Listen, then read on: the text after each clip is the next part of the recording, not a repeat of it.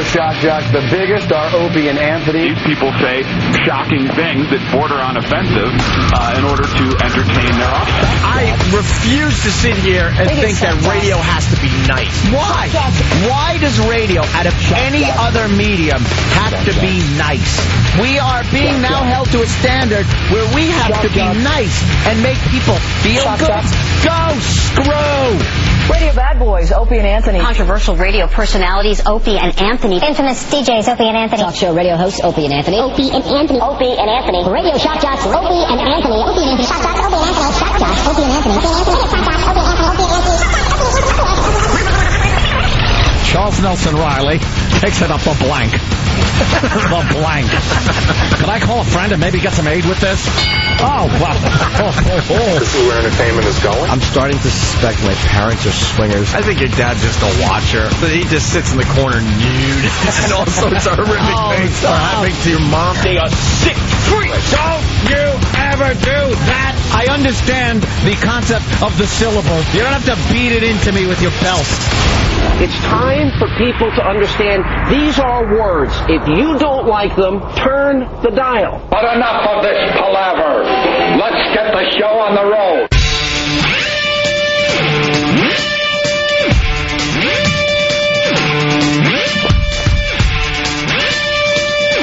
You are listening to our dramatic music. Yes, that means something very important is going to happen on today's show. Does it?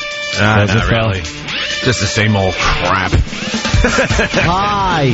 Good morning. Morning. Good morning, little Jimmy Norton. Howdy, Opie. Getting ready for Saturday, Jones Beach? Yeah. Very ready for it. That's this Saturday already. Wow. Ticket sales are really, really, really good the last few days, so we're going to have a nice crowd out there at Jones Beach for the O&A Traveling Virus Comedy Tour. 9 comedians, the O&A Village, the tailgating. Yes. Can't wait. Tickets through Ticketmaster.com. Go to Virus Tour, one word, on MySpace for all the info. And as the tour goes on, we're going to be adding stuff to Virus Tour. Yeah. Maybe some of the videos we're making at the venues and updates, and I guess some of the articles we're doing. We're getting interviewed about the tour. The latest articles are up there. I like how the interview about the tour goes in other directions. What do you mean? Well, we sit down to interview with various newspapers and stuff, and they ask us questions about the tour, and then the questions go to other places, and Kenny has to step in. Now. Kenny was in a panic. Yeah, hey. Like, Kenny, relax. You agreed. Kenny, don't worry about it. We can handle ourselves. We can field that question. Yeah. It's the O&A virus spreading across America. Hello, Syracuse. Syracuse. So weird, man. We're syndicated across America, and, you just get these pockets. Yeah. Where people like the show more than other areas, and Syracuse is one of those areas. They're just digging the Opie and Anthony show. Is that what Brother Weezy's on? Nah, he's in Rochester. Oh, yes, Pete was right. I thought he was on in Syracuse. We're doing very well in Rochester, but we've got a weird time in Rochester. It's just before afternoon drive, which I've been arguing about. I think we need to be starting at 4 or 5, but they know what they're doing. I hate that whole thing with this stupid time zone thing. Yeah. Because you're here, we're based, our flagship station here in New York. And, out west, it's 3 hours earlier. Yeah. So we start at an ungodly hour if we want to be live out west. Yeah. So it's not really the morning drive slot. No. No, if we want to be live out west, we would start at 9. We'd start at 9, that'd be 6 out west. Yeah, but then we would miss drive here. Yeah. Drive time on the East Coast. So it doesn't work out. Rochester's in this time zone. Yes, it is. That's in our time zone. Well, that's good. Yeah, we're from Rochester. Time zones. I know. I was like, where's he going? I was saying these little. You were saying I could justify this. All right, you were saying that there's certain little pockets that dig the show, and others that not so much. And I was kind of trying to allude to the fact that some of the markets that don't like us so much aren't hearing us during morning drive. We're on at 3 in the morning. Well, Well, Syracuse loving us. Got some latest. Are they in our time zone, Jim? Yeah. They're an hour later. The latest info: Syracuse loves us. What you're getting at, Tucson hates us. But yeah, see? We're a very honest radio show, by the way. Other talk show hosts will make believe they're great in every city. Howard used to make believe he was great in every city. The fact is, he sucked in a lot of cities. It just happens. He was really good in more cities than he sucked, yes. So, the same thing is happening with us. Syracuse loves the radio show. Tucson buried the radio show. Why does that happen? We were on, 6 to 9 in Tucson, so it was on a 3-hour time delay. Time delay, yeah. Now they spin it to like, good news, guys, we're putting you on live. All right. And then you do the math and realize live means they're hearing us at 3 in the morning in Tucson. Good news. So we're the John and Jeffs of Tucson? Yeah. So I want to say hi to everybody in Tucson that stumbled on our show because they're going to the bathroom in the middle of the night. You're just drunk somewhere. Yeah, great. Taking a whiz, whatever you got to do that gets you up to listen to us. These radio execs suck. They try to spin everything. Hey, very good news. We're going to put you on live here in Tucson. No. Oh, wow. Wow. What are we going to be working from a time machine? And then you do the math. You go, how is that good news to be on at 3 in the morning? It ain't. 3 in the morning. 3 in the morning is reserved for some, intern. Yeah. And they pay him like $5 an hour, and they go, hey, just play the songs, but all right, do a weather forecast once an hour. That'll be okay. We'll let you open your mouth for that. Don't try to be funny. Right. Don't do any material. You could read a PSA every 40 minutes. Yeah, we'll give you that. So you can read a PSA and you can do a weather break every hour. That's okay. Then he goes home. Did you hear me on the radio today, Mom? Right. Yeah, cute. So that's our good news for Tucson. We're on in the middle of the night. Thank you. Thanks a lot for that. We greatly appreciate it. Let's say hi to Chris in Monroe. By the way, that was Than's shift at his last station before he came on board here. Hey, I did all those shit. Hey, we all paid our dues. No, you didn't. I paid my dues in work. I'm bitter to this day that you didn't pay your dues. I was working very hard. Hey, Chris, what's up? Hey, what's on, man? Hey, that Chris. Gotta be honest, not a huge listener. I am now. But I just started listening to you guys not too long ago, but I am going to be there on Saturday. Okay. Definitely loving the show, man. Okay. Definitely loving the show. Listened to it for about a year. Well, I got to be honest with you, not loving this phone call, though. So,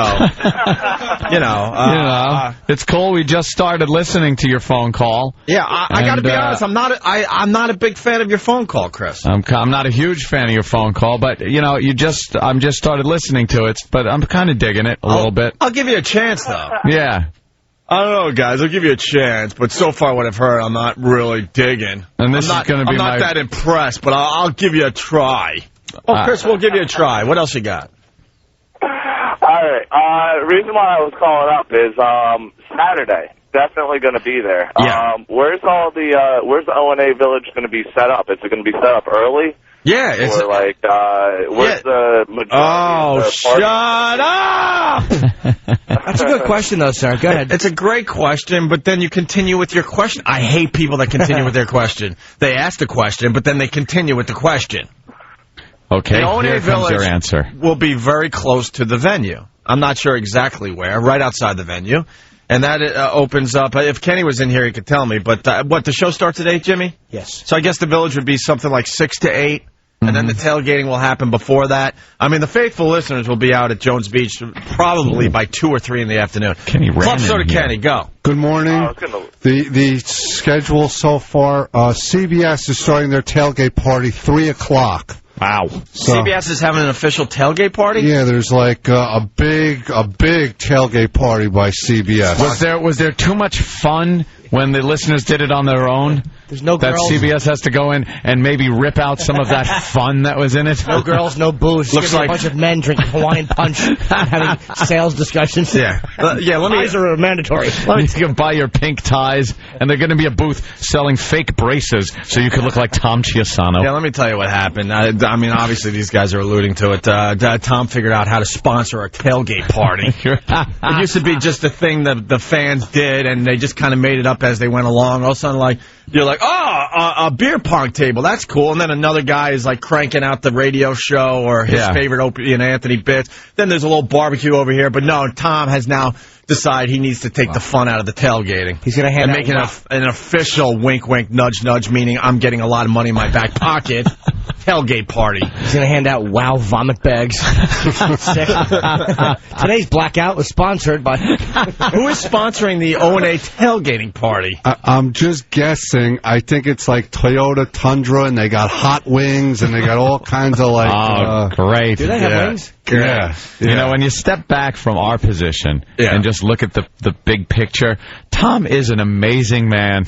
The guy can just about sell anything. But see, it's not about fun with him, and that's the problem I have. You know what? Well, fun and it's all about sales money, rarely go hand in hand. No, you got to keep the fun in radio. Yeah. I don't really see that with Tom. I see, let's... Oh, shut up, Chris! Oh, Chris is trying to get his line in. Chris, you know how people have to, like, change to a different radio show? I got to change to a different caller. Goodbye.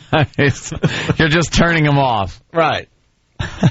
But anyway, 3 o'clock, CBS tailgating. The Village starts 5:30. Oh, 5:30, okay. All right, and then the comedy show extravaganza will start at 7. And then, I'm not sure because it depends on each venue, then after the show, we usually hang out and do some stuff, too. Yeah, well, we do our infamous autograph signing. Yes. When we sell a lot of merchandise, people, subliminal hint. I was going to say, you beat me to the punch. That's subliminal? Also called the buy something from Jimmy Norton. Yeah. After our party. He has subliminal, like, Kenny works for the movie companies. He subliminally does, like, ads. Like, in the middle of the movie, you just see his figure walking across with a Coke going, yummy. This beverage is delicious. Yeah. All right. You excited, Kenny? The big day finally here. 2 days away. I'm beyond excited. And you brought up the body painting yesterday. I'm working on that. Oh, nice. I know I put you in a panic because I came back because I forgot something in the office, and all I hear is Kenny talking to the guys, and now they want body painting. I'm overwhelmed here, people. Body painting? And that's going to cost money, and I got to find that last minute. Yeah, but the thing that's going to set you off is there's no nudity at Jones Beach because it's a state park. Yeah. Yeah, but it's not real nudity. Yeah, we in the Opie and Anthony world, we learned a long time ago, if you have a millimeter of paint on your body, you're not nude. Yeah, it's like a... Look it up. It's not just regular spray paint stuff. It's like this latex stuff that is kind of thick. Right. And it works almost as a brassiere. Yeah. It's a spray-on brassiere. Yeah. Right, but we're lucky if we can afford watercolor with our budget. I know. We'll just get some listeners with, watercolors. Yeah, our budget isn't too impressive, but it's still a fine show. Yeah. No, we feel good. All right, so the tickets are still available through Ticketmaster. You go to Virus Tour, one word on MySpace, to get all the updates on the tour. Because the other cities are sitting there like, will you shut up? We're nowhere near Jones Beach, but we're coming close to you guys as well. Yeah, why you? So go to Virus Tour for all the updates, one word. And tomorrow after the show, if you could find us, we're going to have 100 tickets to give away to Jones Beach for Saturday. It's after this show. Yeah, after the show, if you could find us. There's a deli next door I'm going to afterwards, and I'm going to bring all my friends from the radio show to the deli. That's a door or two down from here. So you want to maybe see us wherever you can. But that's we'll give away some tickets. To a deli. We're walking down 57th Street. That's right. There you go. So if you find us, we'll give you tickets as long as they last. And you might want to remind listeners to bring their sunscreen Saturday because it's all outdoors. What's the weather forecast for Saturday? You're doom and gloom all the time. Matter of fact, Anthony from New York, go ahead. Hey, boys, love the show. Yeah. Listen, I'm getting all pumped up to go to this virus, and we're pretty excited about it. And then Kenny gets on the phone or on the radio, and it's so depressing. I just feel like crying. Oh, you don't even know the half of it, Anthony. I mean, you bring up a great point. We were in the office earlier, and a story comes on the news. We got the news just playing the whole time we're in the office before the show, getting a little info. And there's a story about a guy that was mowing his lawn. He got hit by a bolt of lightning. Yeah. They held up his pants. They were shredded. And one of his shoes, his left shoe, was split from the top of the shoe all the way down to the sole of the shoe. It was just split open and blown out. And he had to put bandages on his left foot. The guy was pretty screwed up, but he was okay. He was alive. And Kenny looks and goes, I once saw a guy that got hit by lightning and his feet blew off. They were still in his shoes. So, like, Kenny had to top the story because we're looking like, holy crap, it blew his pants off. His pants, he held them up. It looked like when the Incredible Hulk would turn into the Hulk. Yeah. And then he'd stop being the Hulk and his pants were all shredded. That's what his pants look like. Looks like they made his pants that way. But they blew off him. And it was bad enough. We're like, oh, my God, man, could you imagine that? The guy I saw, his feet blew off. Thanks, Kenny. Thanks a lot. For conjuring up that little image. All right, Anthony, we'll see you at Jones Beach or what? I guess not. I guess not. Just hung up on you, Opie. Let's go to Ryan in New Jersey. Ryan, what's up? What's going on, fellas? Hey, Ryan. Hey, man. Yeah, I'm listening to you guys this morning, bro, talking about Tucson, Arizona, and I got good news for you guys, man. Yeah. Out in Tucson, bro, they got what we might want to call a crystal meth epidemic, so 3 o'clock in the morning is perfect, bro. Oh, okay. Hey, we want to say hi to all the meth heads. Yeah, we're going to start talking a lot in faster. Tucson. We're going to have a lot more energy on this show so we can relate to those guys. Great. We'll do breaks on scabs. How people are watching us, following us. You guys got to talk a little bit faster for them, bro. I hear you. We got black helicopters outside the window right now as we speak, though, so we're in good shape. Go, man. All right, Ryan. How about we just remind people to wipe that white stuff from the corners of their mouth every 5 minutes? Yeah. That'll help the meth people. All right, let's go to John in Maine. Let's go, John. Hi, John. What's up? Hey. I just want to say, Tucson can bite me. Yeah. Ooh, Yeah. sorry. What I love when the areas start fighting with each other. Maine hates Tucson today. Maine's jumping on Tucson. I like it. I like it a lot. What's up, John? It's Defenders of the Faith, K-Rock, man. Hey, when was the last time you saw a moose? What's that? Oh, forget it. I want to do a moose bit with you, but you're not going with anything. Why are you calling? I am just calling to give my opinion. Of what? Maine and Tucson. Tucson? Yes. Tucson. I didn't like Tucson. All right. Thank you. By the way, since today is Fun Fact Thursday. Wow. Wow, Jimmy. Yeah. It's Fun Fact Thursday? Yeah, Thursday's a day for fun facts. I like how these days... How come they never happen every week? Ooh, can I guess what the fun fact is? Certainly can. Right? It's a fact that your parents are swingers. You finally found out. Yes. No, that would be on Humiliation Monday. Fun Fact Thursday. Fun Fact Thursday. Yes. Did you guys know 50 Cent? I didn't know this had like a stock in that stupid flavored vitamin water, which I happen to like. Yeah. Yeah? They sold it to Coke. He just made like 50... $100 million. Oh, it's 100. Are you kidding? 50 City? $100 million off of 4.5. On a legitimate business venture. Very legitimate. He created a grape flavor for, what was it called? There was a name of the grape version of the vitamin water that was 50 cent. Yeah. Glass, whatever it was. What's it called, E-Rock? Yeah, E-Rock, what is it? Please. I'm looking it up. Oh, you don't know for sure?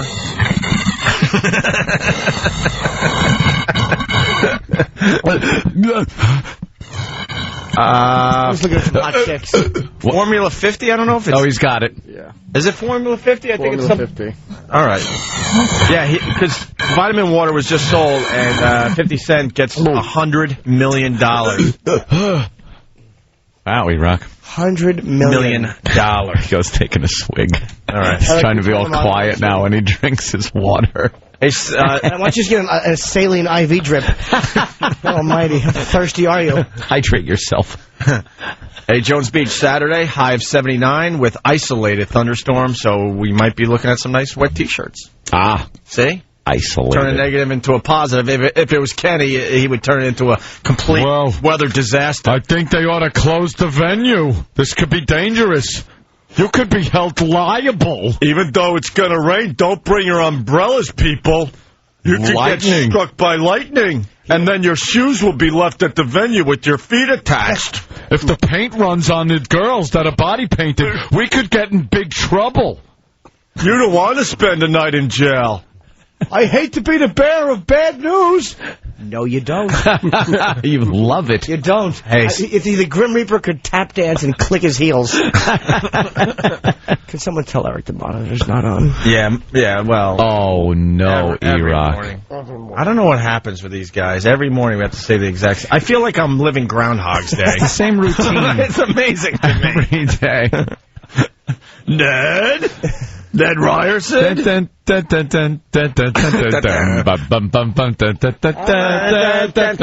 on the monitor. By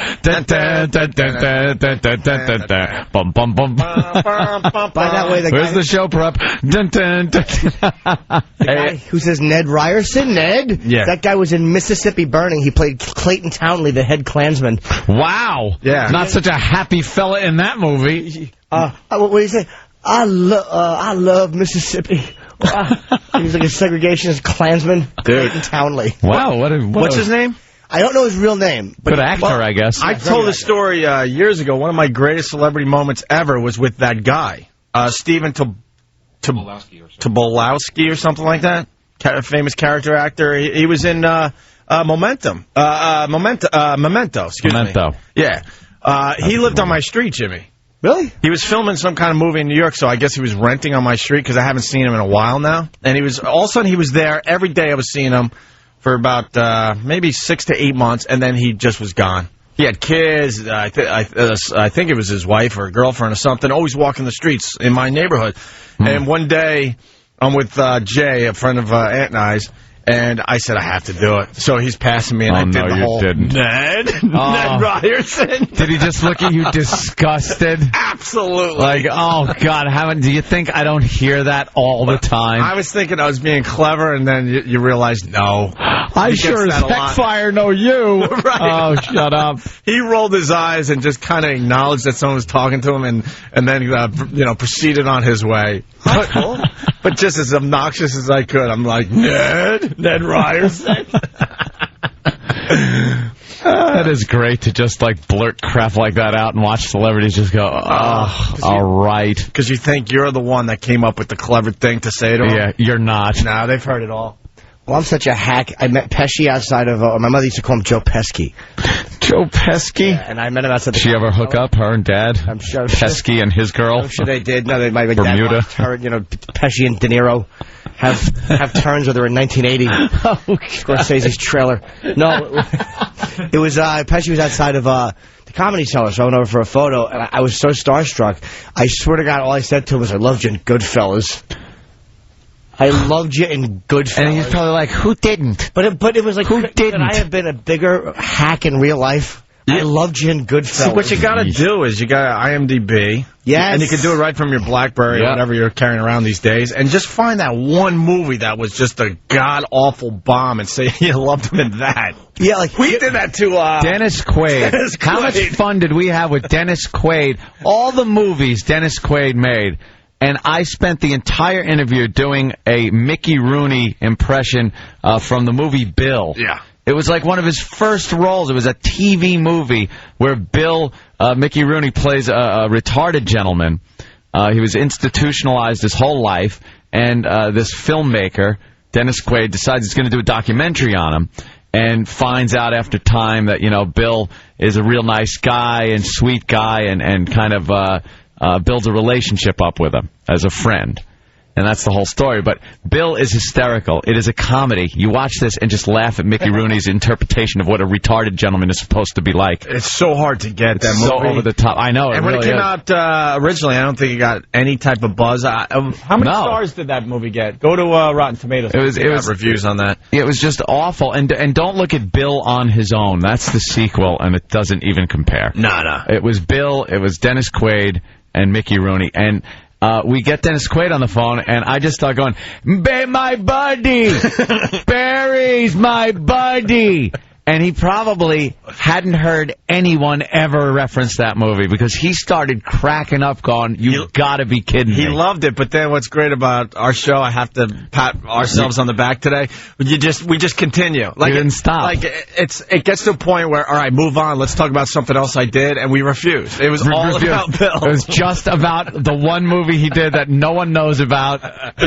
Bill, it's Barry. I'm calling my friend Barry. Okay, what's his number?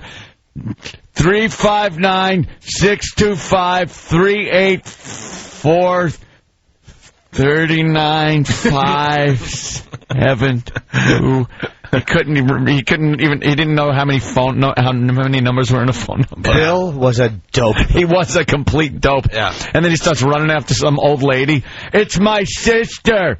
That's my sister from Florida Street. And he's running after her, and she goes, no, stop, my name's Ida. And she's running away from this retarded guy. Zell. Yeah, Zell. That's Sarah, my sister, Sarah. And she's like, no. And they had wacky cam, like the camera was shaking, and she's running away looking into the camera lens going, I'm Ida. It was classic. Hey, by the way, we got to take a break, but real fast. Matt, go ahead. Hey, what's up, guys? Make it fast. We're in a speed round right now. What's up? Oh, yeah, sorry. I'm a looper. My boss calls me Danny Boy. Looper Pro Jack. Hey, a little fun fact about myself. I looped for at least 10 to 12 years. That's awesome. This is my 10th season. Yeah, I'm still freaking a jock. But, hey, Jim, you're the best. But your fun fact should be a fun fact fossil. That Formula 50 drink, that stupid drink I've been drinking for 2 years. So thanks for the fun fact there, pal. Oh, you know why I read it today, sir? It was in the Post on page 6, so it came to my attention. I don't claim to be the inventor of fun facts. I only bring them when I feel the fun potential. Wow. And why does a fun fact have to be something that's topical or timely? A fun fact can be old. Well, I could bring up a few fun facts from, let's say, the late 30s to the mid 40s, but I choose not to. I'll stick to the current ones. It's a current fun fact because, you know, the deal that he made just happened less than a week ago. He made $100 million. Yeah. Bert from Philly, fun fact, Don Herbert, the late Mr. Wizard, was a decorated World War II B-2 bomber pilot. Are you kidding me? We're doing fun facts all day long now. Now that's a fun fact that I could have brought up. Jimmy, start it. It's Fun Fact Thursday. Was Bill released on DVD last month? Oh, and cool. If it's Bill on his own, I will do things to you. All right, listen, Travis. One more before the break. We started talking about Tucson. We end this break talking about Tucson. Tucson. Mike in Tucson, what's up? Hey, brother, I'm sorry about the idiot earlier. That's all right. What do you got? Nothing, man. Just wanted to tell you guys, great job. I listen to you every day. You guys keep it rolling, man. Keep me awake. I run a pump truck in the middle of the night, so. Pump truck. Great. That's who we're talking to. What are you pumping?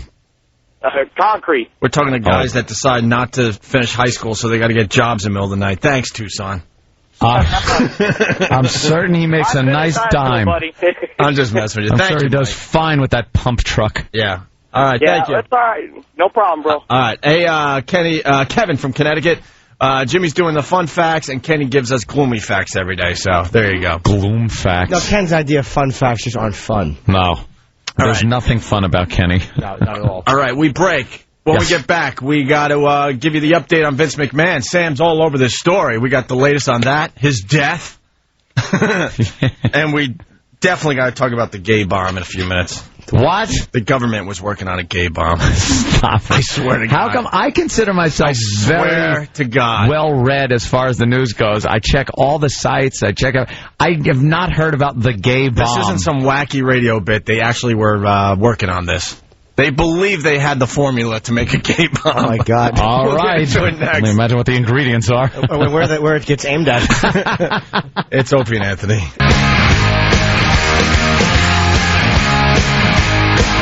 You're checking out the Opie and Anthony show. I got to tell you, the family, a couple of my brothers called me and emailed me last night. Yeah. Couldn't get enough of that video that we turned everyone on to yesterday from Second Life. Oh, yeah. Free hugs. Guy with his free hug sign. I think if you throw free hugs, Second Life into YouTube, you get to check out this fine video of this just naked, out-of-shape, beer-belly dude with an awful, like, monster face, kind of. Yeah. Like, what was the reference you used yesterday, Jimmy? They look like Bob Kelly.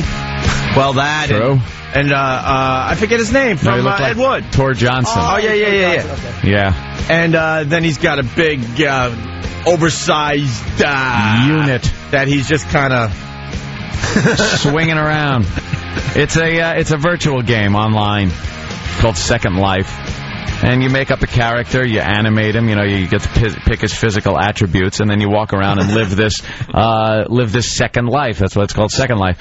And a lot of people like just really living a life there. They go to the beach, they meet with people, they go to clubs, they do this all in a virtual world.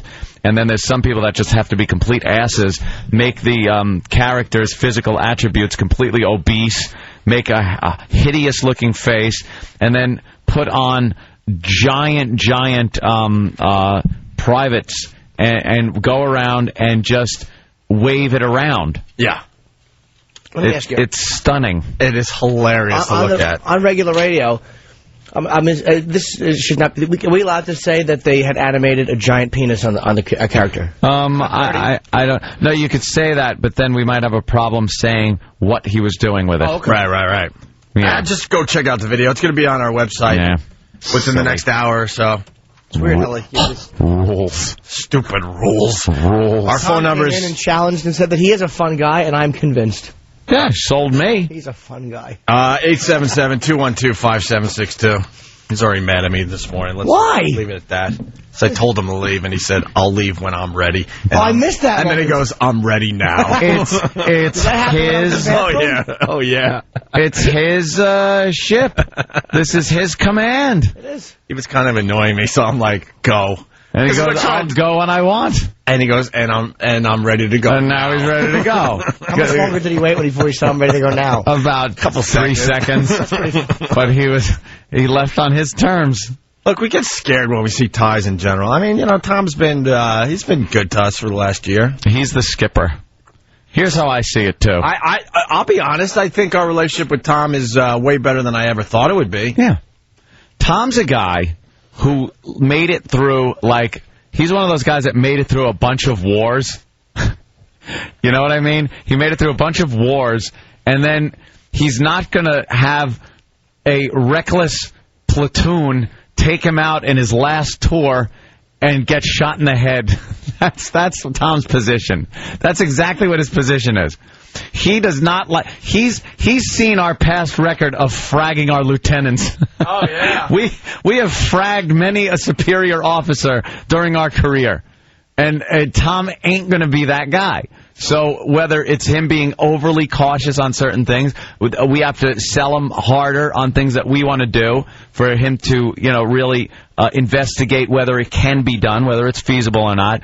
That's the mindset he's in, because he's been through the mill with Howard over the years, and he knows how to work it, but he doesn't want us to do what happened to, Ken Stevens and Jeremy and the multitude of other people that we've left in our wake of death and destruction.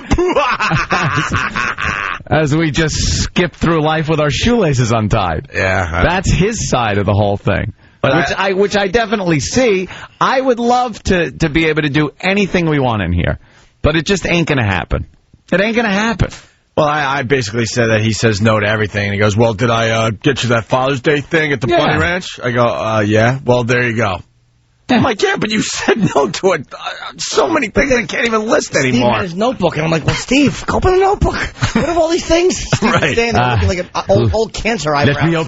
Let me open up my notebook. Ooh, his buttocks was firm and tight as I walked behind him down the side. Oh, wait, these are my personal notes. And then there's a negotiation that goes on, because he goes, I said hi to the, yes to the tar and feather bit. Yeah.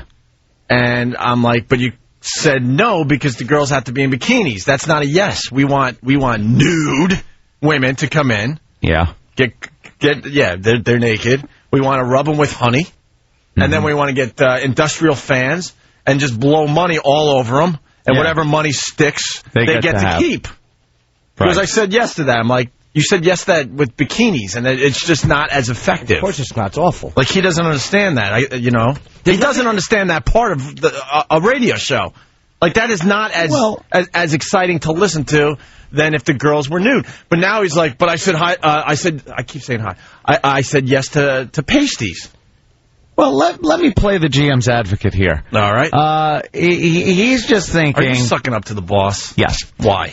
I don't know. It seems to be the good thing to do. We got 2 jobs. It's good cop, bad cop. Shut up. Oh.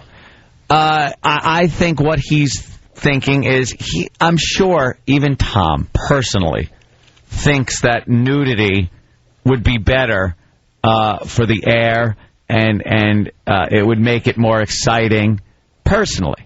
But professionally, he can't make that decision to say, that the girls can be naked.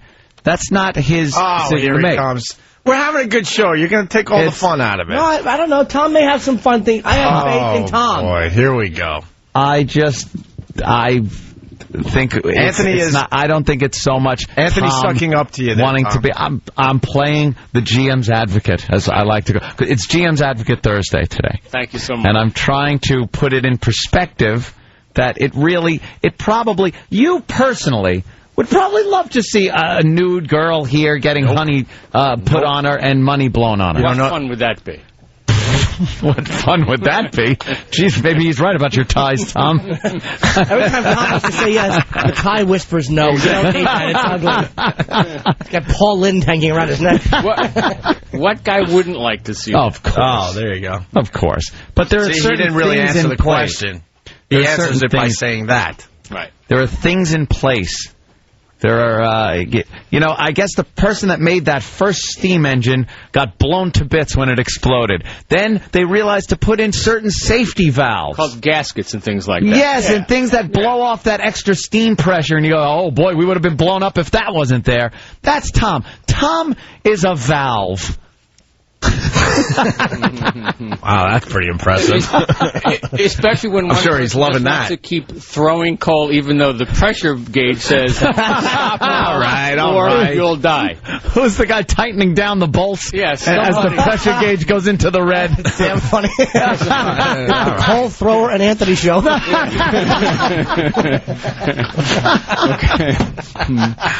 All right. Yeah. All right, well. Go back to having fun. I can only imagine what it's like dodging so many bullets over the years and then, having to deal with people that have probably gotten some of their superior officers killed. Just a few. There's a memorial wall based on our show. All right. People, I think family members go to it and do little rubbings of their names. Oh, Ken Stevens. All the careers. Oh, Ken. Is there a name for radio Tourette's? Radio Tourette's. Radio no. Tourette's. Why? Yeah, because I think of blurting out ideas before we thought them out, is it? Oh, is that what you think? Yes. No, girls! That's kind Rally! of... That helps. Right.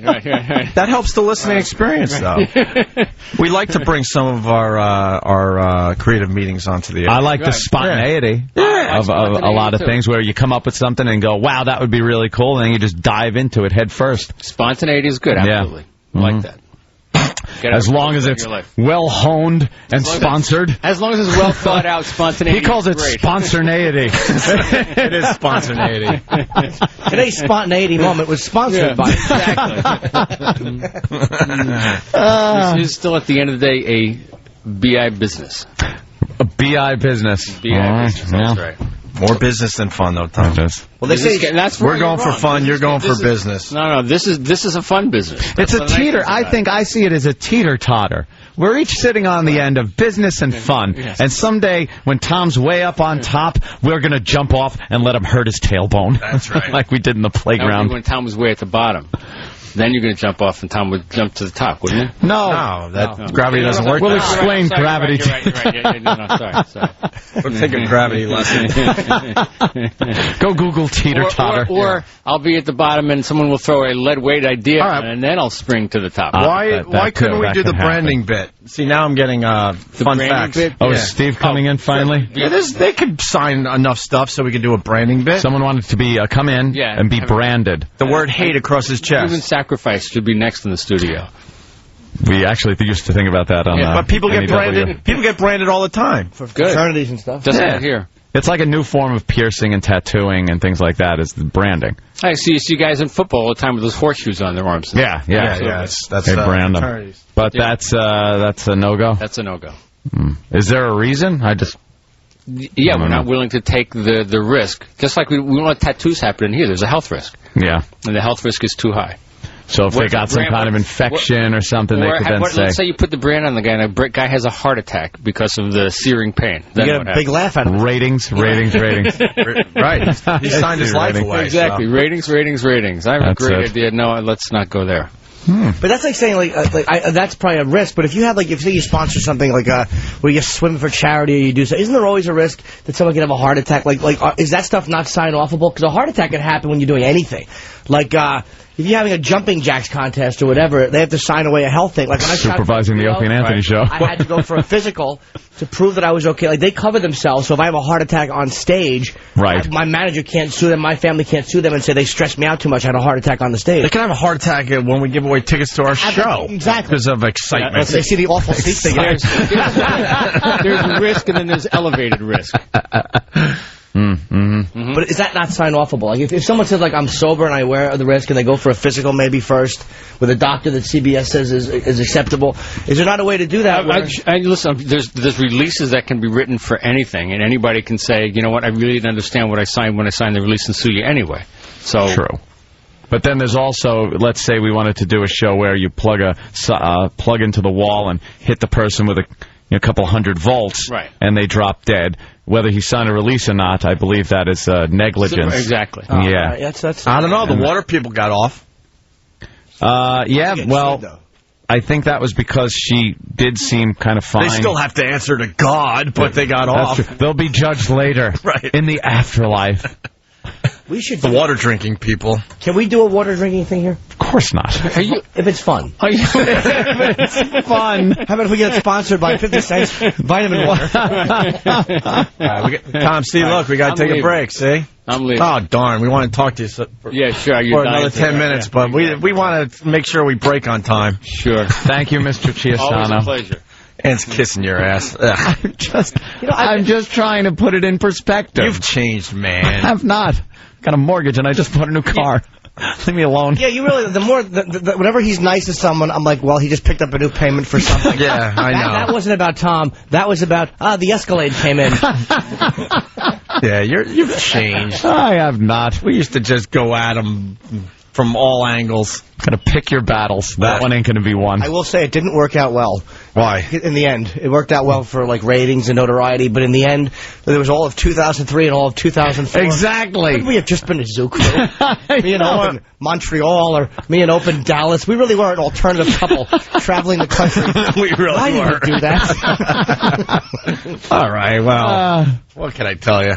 I just want Tom to admit that fun is not the first thing he thinks about in the morning. I don't even think it's in the top 10. That's all I want him to admit to. Company wouldn't fire him. I mean, he'd have, you know how bad he'd have...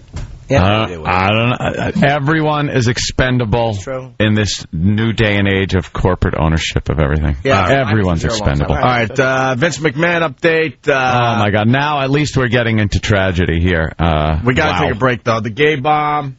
And today, hear about the gay bomb. Not really. I think it's just us hanging with Jimmy Norton. I like when it's just us sometimes. Me too. No, I just thought someone had said Patricky. I thought Patricky was coming in. Tomorrow he'll be. I read the email. He wasn't coming in, and I was disappointed. I didn't read it. By the way, we got to figure out the Father's Day thing. Are we going to just hand it over to Bear? We'll explain. Oh, here he comes again.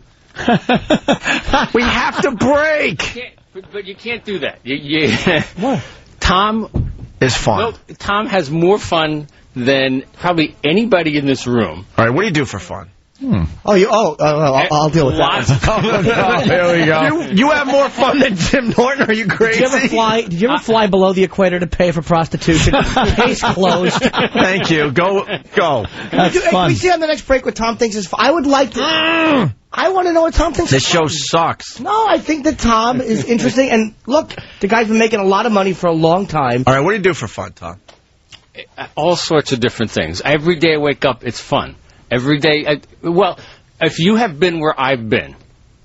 Oh, now he has to make it serious. I'm being serious, but it is serious. You look at every day. Every frickin' day is fun. Right. When you're in Sloan Kettering and you don't know whether you're leaving the hospital or not, and you do, every day becomes fun. And except that day.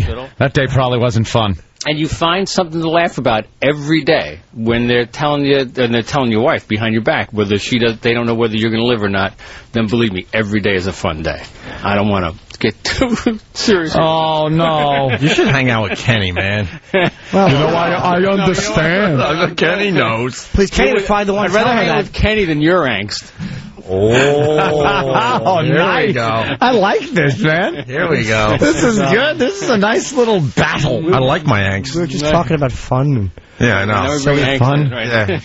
And he's proven that he's all about fun, obviously. Wow. Whenever you get that second lease on life, right, you kind of you look at every day as of how am I going to enjoy myself today instead of make myself miserable. I wouldn't say that's more of like an attitude in life, which is I kind of wish I had. It's like you just live every day as very full as you can. But what do you What do you do for fun? What do you go out and do besides the joy of living, which is right? Something that I certainly have. But what do you? No, go ahead. You talk. It wasn't my question. No, that's all right. What was your question? Oh, I'm sorry. Go ahead. No, you talk. Okay. I know. I was curious as to what you would do for, what do you consider, fun things to do? That are not just, joy of living things, which are, what do you... Because, honestly, when you look at a priest or something, those guys a lot of times have joy of living. They're happy with their work. They're feeling close to God. But I wouldn't say that they go out and have fun. I would assume probably golfing with friends is good. Playing absolutely. cards with friends. Starting every morning off, sending my daughter-in-law an annoying note is fun. Finding ways to bother her is fun. Doing bothering people. Yeah, exactly. Annoying people. I take high joy in annoying people. I guess he's having fun right at this moment. Then. Exactly. Oh, damn. There's that angst, Tom. Woo. Exactly. All right. Well. I like how Tom has a podium in here to rest his hands on and give a speech. But it's too low. He looks like Herman Munster if he was roasting someone. Tom makes me feel tall. His fingertips are just touching the bottom of the podium. Know what's funny about Tom? Usually, he would be yelling and screaming that we have to break, but it's about him, so he'll talk until he's done. It's about me. It's fine. Absolutely. See, it's kind of like you. Do we make you laugh? Do we make you laugh? Yes. All right. Good. I never thought Tom liked me. No, I've come to like you, Jimmy. That's great. I was right, though. Went through a point of tolerating you. Oh, please. At first it was, ugh, and then it was, and now it's... He's a little past, Right. Yeah, and now it's the eyebrow raise in the hall. Right. It's gone from, did puree, did... I think you turned him around when you were talking about his size. Out of fungus now? Right. Louis Pasteur. But I never thought of that. Fun fact Thursday. Right, so could you hey, look what Dan is doing. Let's take a break. Thank you, Tom. It's always a pleasure. Always. Are you going to stay there when we break? Because then it's going to get really awkward. Start talking about me again, so if you go to break, then it's safe. Oh, this is going to be fun. I'm just going to talk about you all day. Just keep walking down the hall. He's doing his cardio today, just walking back and forth from the office. And I purposely wait for him to get all the way back to his office, and then we bring him up again. You want to hear the cushy sit down in the leather seat? I swear to God, I know that it's a long walk, and I'll wait, and then we'll bring him back up again, because he just got comfortable with his morning coffee, and he's like, gotta get back up and get down there.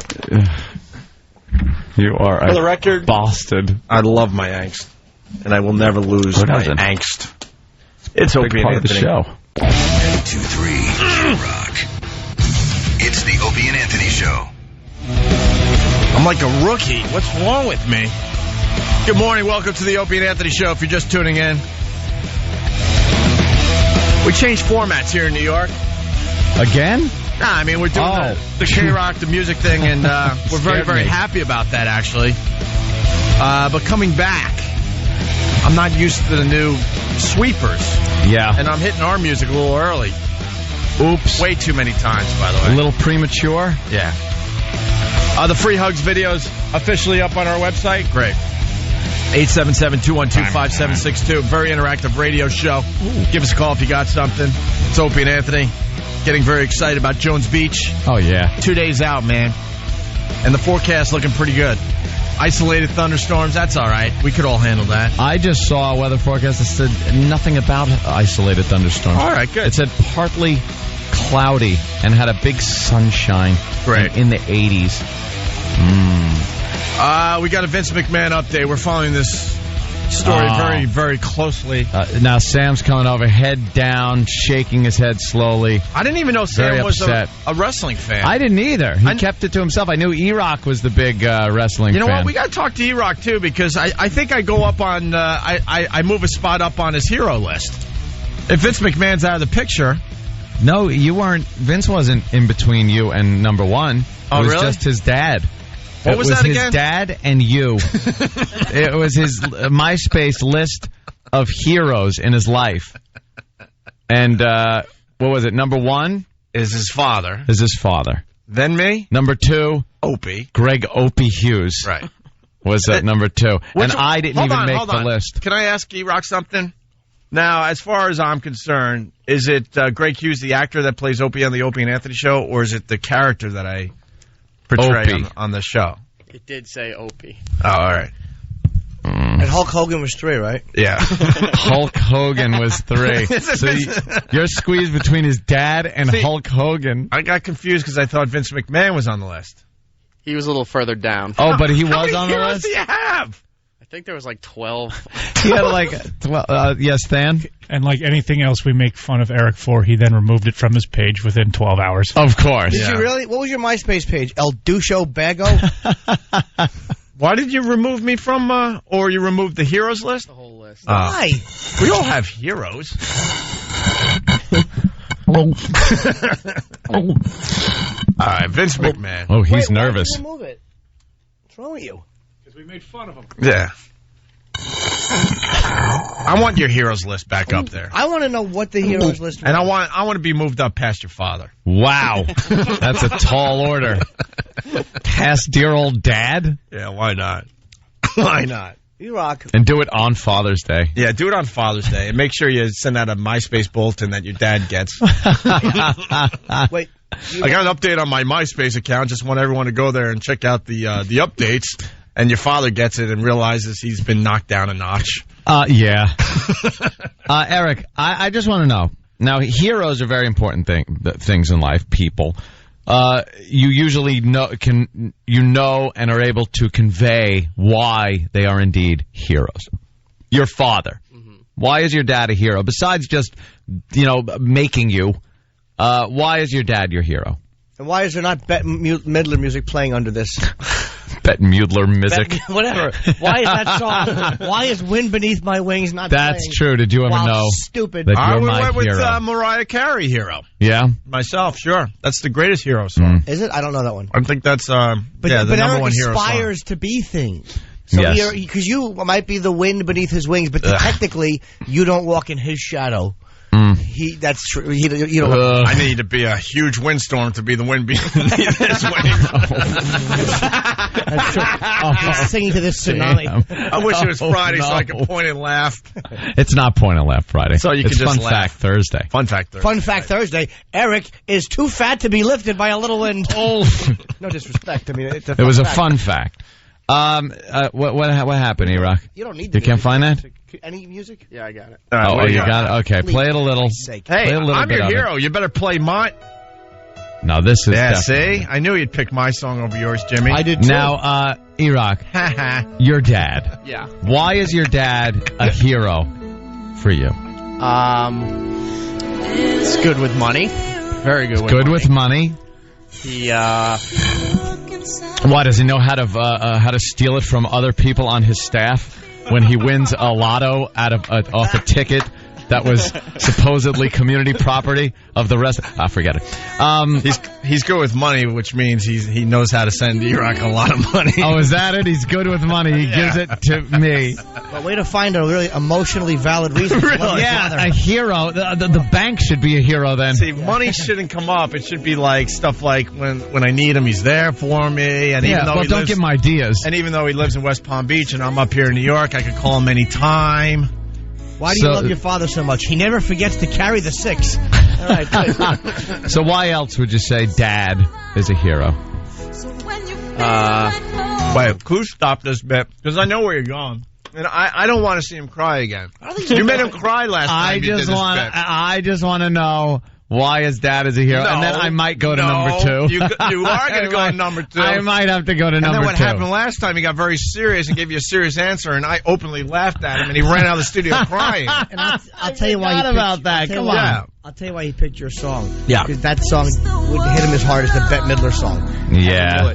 Yeah, the Bette Midler song would have hit him a little too hard. That's why he didn't play that. Yeah, he might have gotten a little choked up. Both loaded. Oh, okay. All right, continue, Ant. I know how this is going to end. Well, I just want to know, like, all right, let me think. Even though, because I just want to try to relate to this a little, even though my dad, he wasn't exactly the most responsible guy in the world. Is your dad a hero?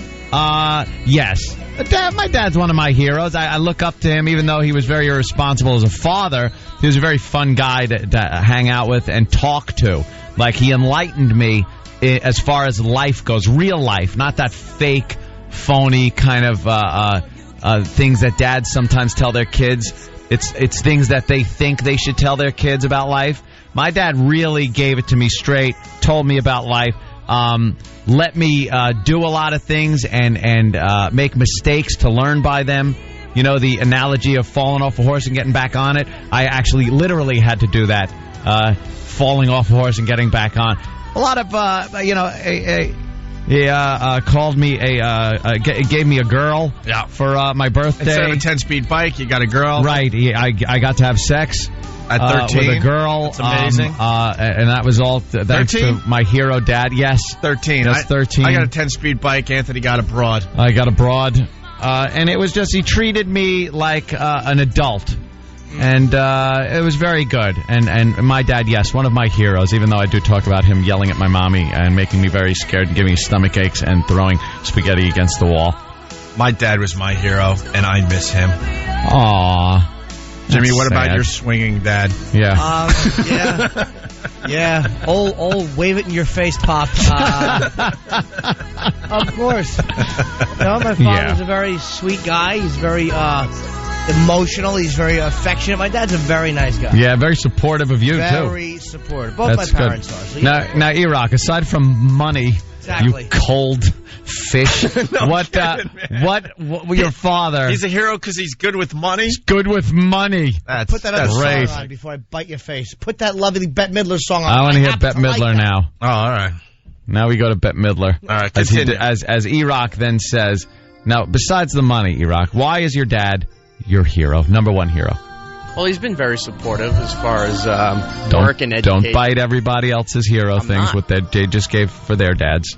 No, we butted heads a lot as far as education decisions, career decisions, things like that. But whatever I chose, he was very supportive. And I thought you were going to say you guys butted heads as you were both reaching for the donut.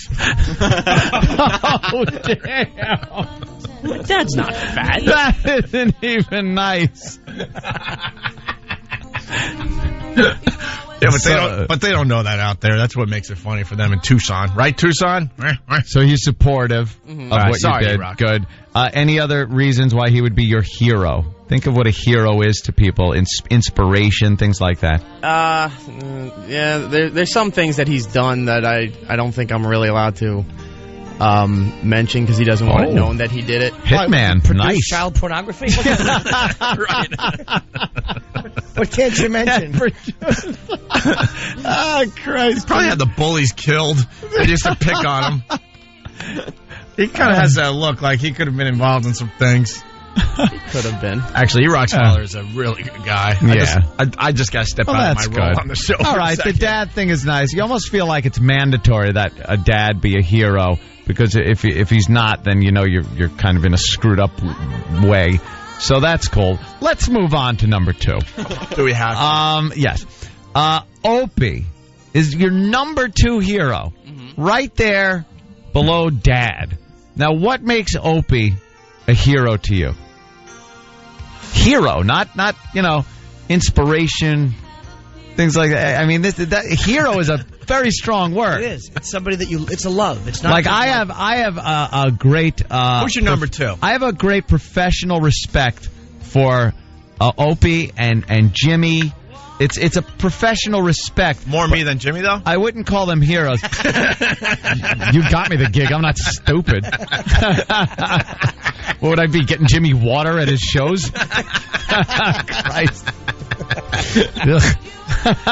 Uncomfortable. No, he'd have been a dope if he said anything else. Good point. But like a hero is, that's a strong word. What makes Opie the number 2 hero on your list? Hero is love, Rock. It really is.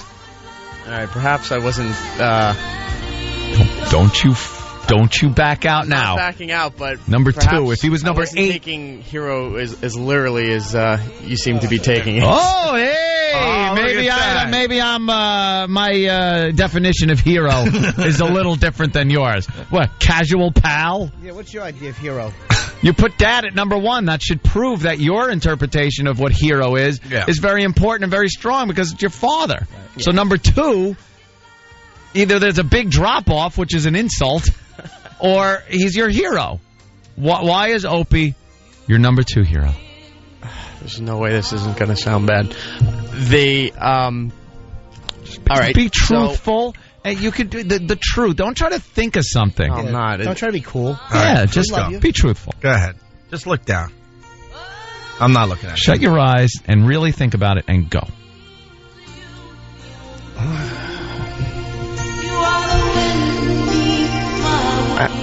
I'm drawing a blank here. Hero. No, but that's not good. You're editing yourself. Yeah, let's go. Don't be editing yourself. Put yourself out there for once. It's okay. Okay. When you guys came back to New York, I was working in some crappy top 40 station, and upon hearing your guys' show, I learned a different way to do radio, opened my mind, expanded it to a couple other areas in this business. Just trying to figure out where the you guys splits off into Opie. Yeah, that's inspired. I want to see where I don't make the list at all, and Opie's number 2. See, that hurts Anthony deep down. He'll never admit it, but Anthony knows. Give me a little REM. Everybody hurts. It needs a little. That's what I want. I want everybody hurts. By the way, this made E-Rock cry last time. Everybody hurts. That's all you want from this segment. All right, I won't cry, but all right, continue. So now, me and Opie, the show, it inspired you, taught you. Opie's the number 2 hero. Yeah. Continue. Stop with the safe answers. Get to the meaningful. Yeah. Okay. Soon to be number 1. Meaningful, right. When the time came around where it looked like you guys were coming back to satellite radio, which company wasn't determined yet, but Opie contacted me and offered me a position to come back to come to the show. What type of relationship did you envision having with Opie? A guy you respected and hero worshipped. What type of relationship did you envision having with him?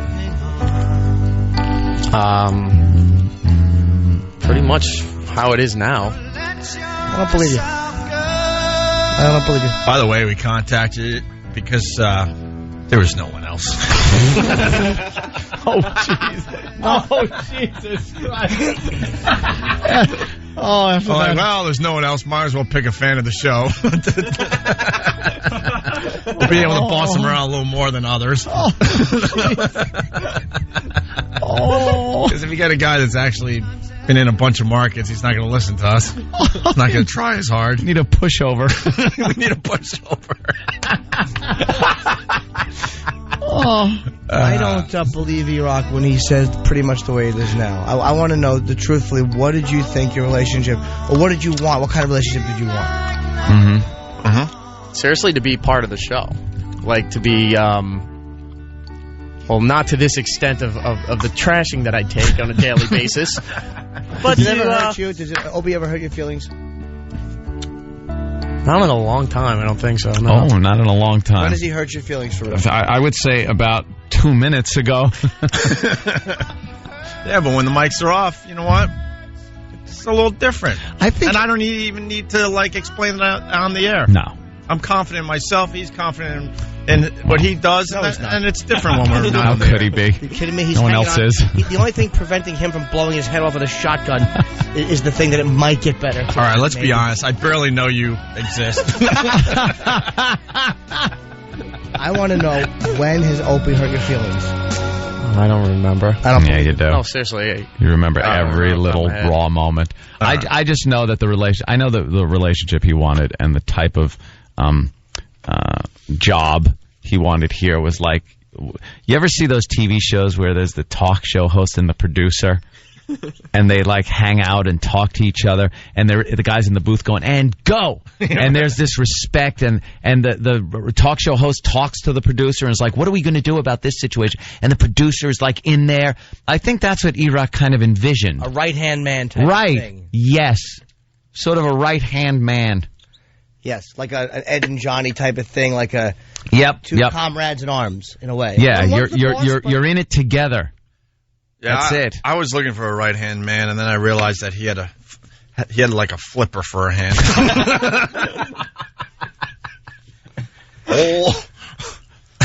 So you have a high position on the show, and then these guys are brought on, and sometimes they give you the guff. Unfortunately, Danny, you asked, because these guys love this stuff. He reminds me of the time that we ditched him at Giant Stadium. Oh, wow, yeah. After the Stones concert, right? Yeah. Now that had to hurt, right?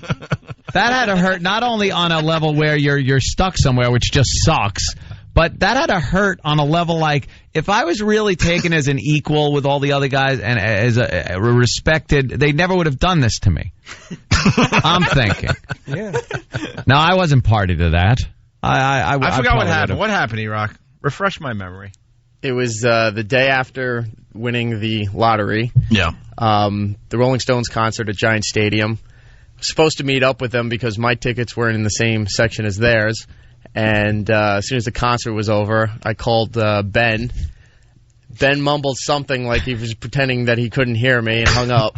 I gotta be honest, it was his idea. Yeah. But it was pretty funny. I got him. So you're on this emotional high. You had won. You're going to see the Rolling Stones with your buddy, and then Ben was the producer at the time, and Opie's Opie, and you're going with the guys who were your bosses. We waited. We had to wait at least 5 minutes in the parking lot. How did you feel? We gave him 5 minutes. Well, there was 80,000 people. We figured we had to wait a little bit. 5 minutes. We figured he would get caught up with the mob of people leaving the stadium. How did you feel when they left? I was pissed off. But I mean, what were you feeling when you went to where the car used to be? I just saw the oil stains in the parking space. Instead of being the big radio guy and like things doing good, and you're on the radio in New York, you're just the little fat kid from Florida again. Oh, Jimmy, it was the Rolling Stones, first time, and some of us ever saw the Rolling Stones. Mm-hmm. There was a skip in E-Rock's step as he's going back to the car. He's probably thinking of talking about the show with all the guys. Hey, Opie, my hero, number 2. Did you see the way they hit the stage? It was amazing. He can't wait to call shotgun. Right. Shotgun, backseat guys. I'm riding up front. For the slow ride back to Manhattan, and then empty parking spot. So when you're standing there, what did that do? Are you like all of a sudden you're not the radio? Like all of a sudden, like, wow, man, I'm not like the radio guy who gets the respect. Like I'm just that little loser who always knew he was going to be a loser. No. Oh my God, I'm talking about Jim. the way your mind talks to you. I'm not talking about him, but that's the way you think in moments like that. Like I thought I was somebody special. I thought this was going to be something, and I now you're the brunt of a joke. I'm the butt of a joke. Yeah, and I've always been the butt of a joke. Like that's the way I'm saying your self-perception. No. How did you feel? I was pissed off. I was walking around like, all right, maybe I'm in the wrong section, and then I recognized where I was. I would go, shh. I went, oh, crap, I am in the right section. I'm like, no, they didn't leave. They left. They were gone. That was great about him being pissed off. I just went, you got to take it. I'm one of your bosses. Oh. Eric's not good at this at revealing emotional answers. No, he's not. He tries to. He's a sweet guy, but he's not good at revealing emotions. He tries to be strong and I was pissed off. And meanwhile, inside, hurt. Right below that surface is somebody who's really hurt. Just about he was. that. You know what? E-Rock is getting tougher, though. Is he? Yeah, we're toughening him up. He'd have been crying by now last year. He's not year. Cry. He won't cry. I just want to know emotionally how he felt for real. We're getting that top 40 wussiness out of him. Mm-hmm. We really are. He's changing for the better, I think. New hero list. You're gonna put one up. His mouth's getting dry. I could hear. I suppose I could. No. He's getting tougher, though. It has to be said.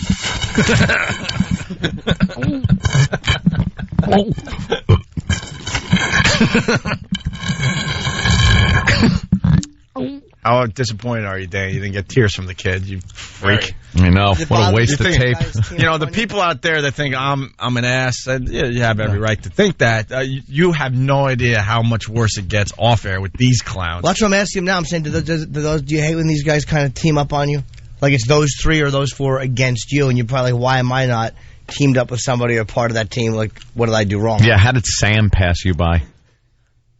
Actually, Sam kind of stands out from everybody because he doesn't just. Oh yeah, maybe I get the brunt of most of this, but he does go after everybody else. But do you go after him? Like, why would you let Sam bully you? And that's what it is. It's bullying. Nah, not really. Yes. And did you notice that Sam only started being nice to you when you started getting him stuff? Not true. What did he get him, Sam? What is he getting you? Wait, what did he get him? No, Eric and me are just friends. We talk about wrestling. We have a lot in common. He's on my heroes list. What a smart ass. Is Eric trying to be nicer to Sam, like with little gifts and little things like that, because he doesn't want to be humiliated by Sam by being filmed all the time and stuff like that? What'd you get you? Eric has done a lot with his connections through the WWE. Get you tickets and stuff. To get me some nice things. Aww. And I've shown my appreciation because we're friends. By not bullying him as much. But the second that pipeline of goods gets cut off. Yeah, as soon as you realize he had a nice connection with the WWE, you're like, whoa, well, I like the WWE. That's not true. Yeah, you had to make some sacrifices, didn't you? No. He does. E-Rock has major connections with the WWE. Yeah. So he would leave the show tomorrow if they gave him a good gig over there. This is real to me, man. See, he's laughing now. All right, we got to take a break, E-Rock. I don't like the fact that E-Rock didn't give any... I don't think he lied, but he didn't give any real... Emotionally... Yeah, no real honesty there. Real answer. Yeah. For another day. We got to talk about the gay bomb still. Oh, yeah. This was a real thing that was going on. The gay bomb, McGreevy's wife's book? Boy, that is flopping horribly. Tanked. Oh. And he's blaming her clothing on Oprah. It's like, Jim, you humiliated her. Yeah. What do you expect her to do? I'm a gay American. Well, she sits there going, I tried, but I guess it wasn't good enough. She found out, like, just beforehand. Yeah. She walks out, and then he's saying her books flopped because she went on Oprah in an ill-fitting gown. Like, he notices her gown is ill-fitting. Catty fruit, you humiliated her. It was sized for you. Yeah, she went into the wrong closet. Yeah. Oh, damn, this is his, not mine. How did I make this mistake? Oh, chest hairs and the little open swoop neck. A karate cologne or something. Best I could come up with on the spot. High karate. He probably would wear that. Yeah. All right, E-Rock, very good. And yeah. And hey, you know what? Why don't we give away a pair of tickets for Jones Beach? Wow, Saturday's generous. the big show. 9 comedians from the program that you know and love. All the info is on MySpace under Virus Tour. One word, Virus Tour. But basically, it's Saturday, Jones Beach. Tickets still available. Brought to you by Bud Light. Always worth it. A random caller right now that could use the tickets will get them. 877-212-5762. It's Opie and Anthony. This is the Opie and Anthony Show. 92.3 K-Rock. It's Opie and Anthony and a little Jimmy Norton. Lots going on today, by the way. It's got to be acknowledged. Ever since we made fun of the Yankees and Roger Clemens coming back and... Roger Clemens! Oh, my God! Oh, my goodness gracious! Oh, yeah, she doesn't say God, right? No, goodness gracious. Goodness gracious! Everyone's distracted now because Red Rum's showering again on Pal Talk. Hi, Red Rum. Clean yourself. Very good. There she is. Showering. I love the... Oh, can you see the bottom? Gotta love Pal Talk. You can definitely see... and if you did Pal Talk, you could do video conferencing. You could have meetings no matter where you are in America. Really? Share your conversations. Share your conversations with Grandma. She could see the kids as they grow up. No, it's all about shower cams. Right. Just nudity. I love how they try to sell products.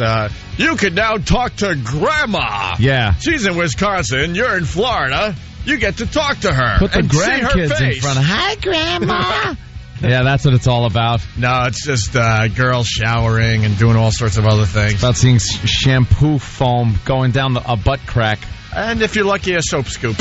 Yeah, a little soap scoop. Hey, soap scoop. Has anybody heard McCartney's new album?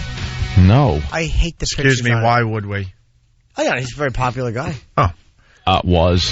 He still is. He's McCartney. Yeah, he's looking more like an old woman every day, though. I hate the picture on the cover of it. Like, he's almost going like, who? Me? Let me see. No, that's not the album cover. Okay. Bring it up right now, Eric, before I start biting. He got a suit jacket on, and he's, like, holding the lapels of it, like, who? And there's photos of him, and he's, like, peeking in, like he's just kind of It's awful. Is it really? He has pursy lips. You would think he'd have that figured out by now. I saw a picture of him the other day in the paper, and he has lipstick on. Now, I know they do that type of thing for photo shoots and stuff, but they usually are able to hide it. But it's so obvious he's wearing lipstick. Blatant lipstick. By the way, what I was saying about the Yankees are on this ridiculous winning streak ever since we made fun of that whole mess. Yep.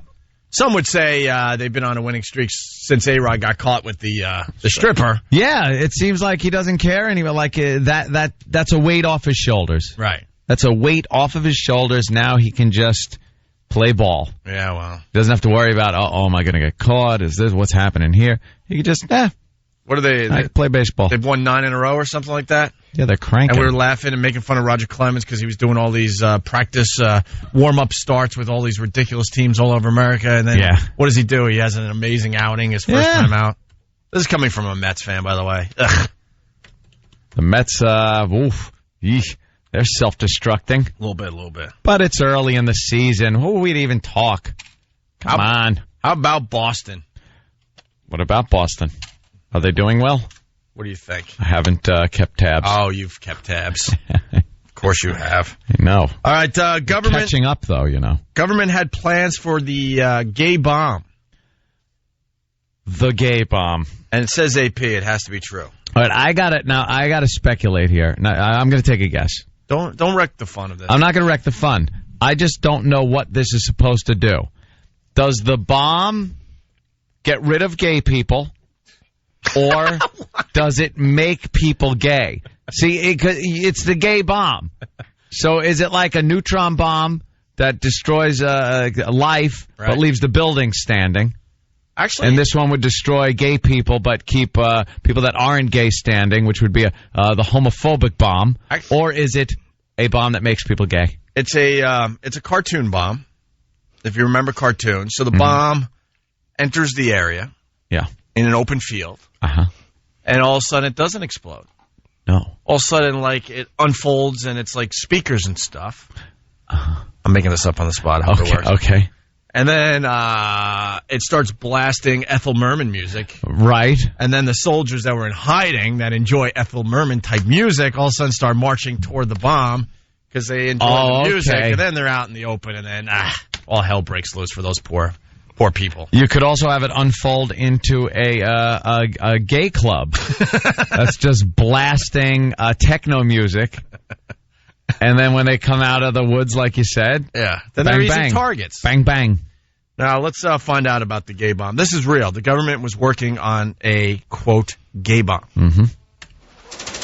In the long history of war, it may have been one of the craziest, downright laughable ideas. Downright. A so-called gay bomb. The idea was that if soldiers suddenly all became irresistible to one another, that unit... Oh, my God. This guy's having a hard time. It's like E-Rock drinking the water.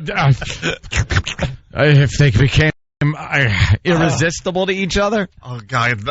I'm on national TV. I hope I could say this without anyone knowing what I'm into. God, this is awful. Irresistible.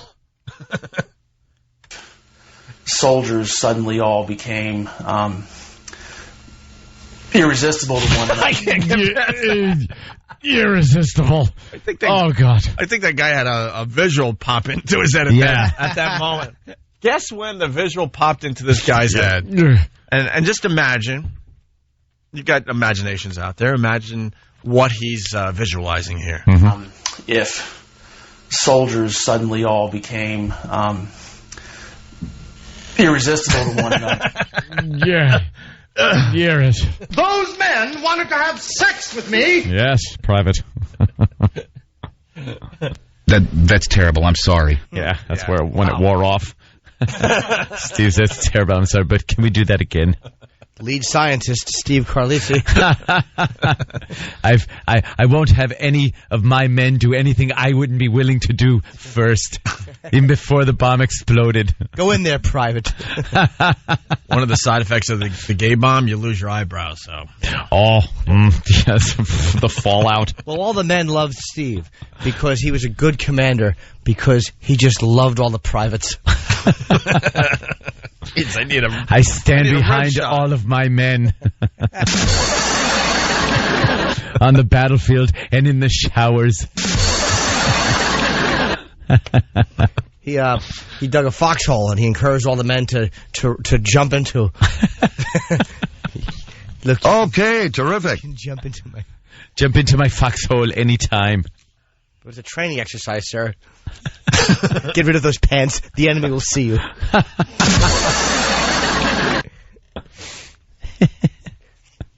Shaved his eyebrows in case Al Qaeda caught him. They would have nothing to hold on to if they decapitated him. Do they hold on eyebrows? No, they don't. It was a way to try to find an eyebrow joke, and there's none there. Of course not. All right. More about the gay bomb. Soldiers suddenly all became irresistible to one another. That morale and cohesion would break down, and the enemy would be unable to resist. The idea of a non-lethal chemical bomb containing aphrodisiacs was among nearly 200 proposals the Pentagon received in 1994, this one from an Air Force lab in Ohio. It pitched what it called a distasteful but completely non-lethal example, especially if the chemical also caused homosexual behavior.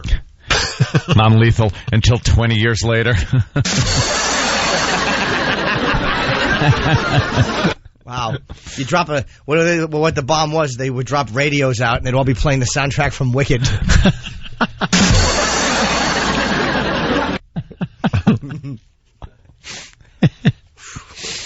That's great. Jared might piss Anthony off here. Jared, what's up? Hello. Hey. I know what the gay bomb really is. It's whenever that comedian Ant tells a joke. Oh, okay. Oh, that guy. A different Ant. I thought I was kidding me. Yeah.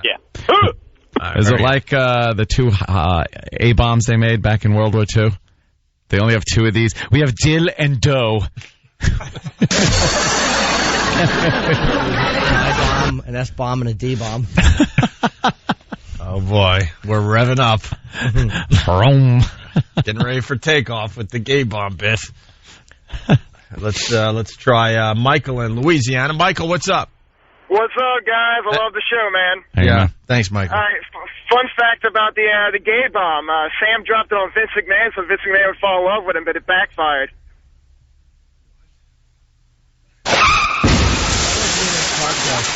That was actually a poignant statement. Here's a real fun fact about that thing, though. You cannot blow up a body and not have bone fragments. I used to cremate bodies for a living, and that fire would not have incinerated his body. So Sam's an idiot for believing that. You know what's weird? You're still cremating bodies. About 1,000 people left the show because of you. That's right, sir. They have disappeared from the listening experience of the Opie and Anthony show.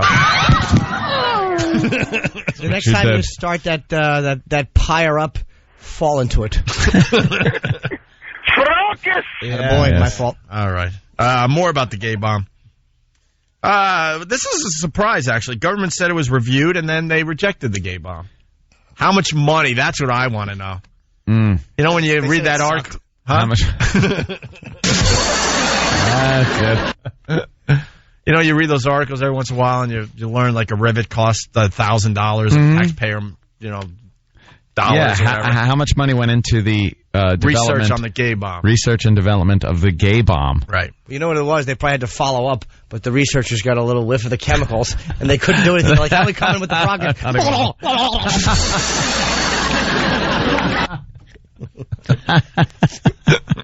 The Defense Department says it had all the ideas reviewed and that the gay bomb proposal was among those not making the cut. The Pentagon released a statement saying it never investigated the concept. It was just one individual putting together a concept paper with a variety of examples that were rejected.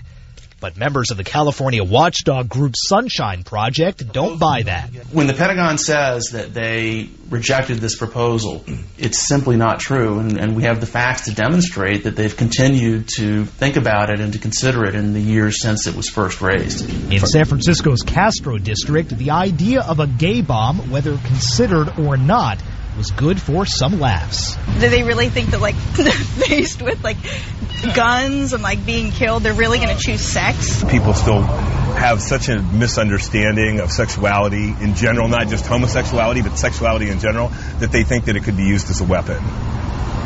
Like, when has that ever worked? Yeah, it's when you're mad at your father? They realized it wasn't going to work when they figured out that one guy would be shot in the buttocks and the other guy would get hit in the face. You're killing one, yet only wounding the other.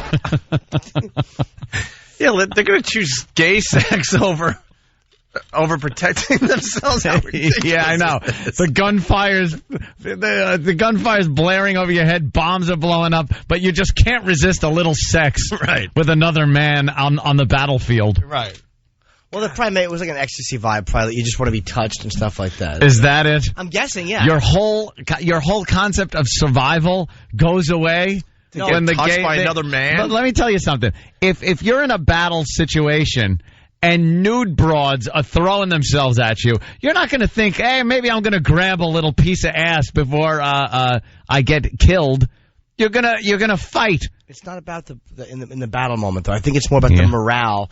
They probably figured that it would cause them to behave in ways that they normally wouldn't behave, in sexually promiscuous ways. Yeah, it wasn't for a moment like, all right, the troops are running in, drop the gay bomb, and while they're all on their knees, it's not the... Oh, back at the barracks, you mean? Yeah, of course. It was probably something that would kill morale or something more than an immediate, an immediate thing. Little relationships happening and breakups and dissension in the ranks. Yeah. Exactly. Doing other things to Private Ryan besides saving him. But each soldier can carry 3 more hand grenades.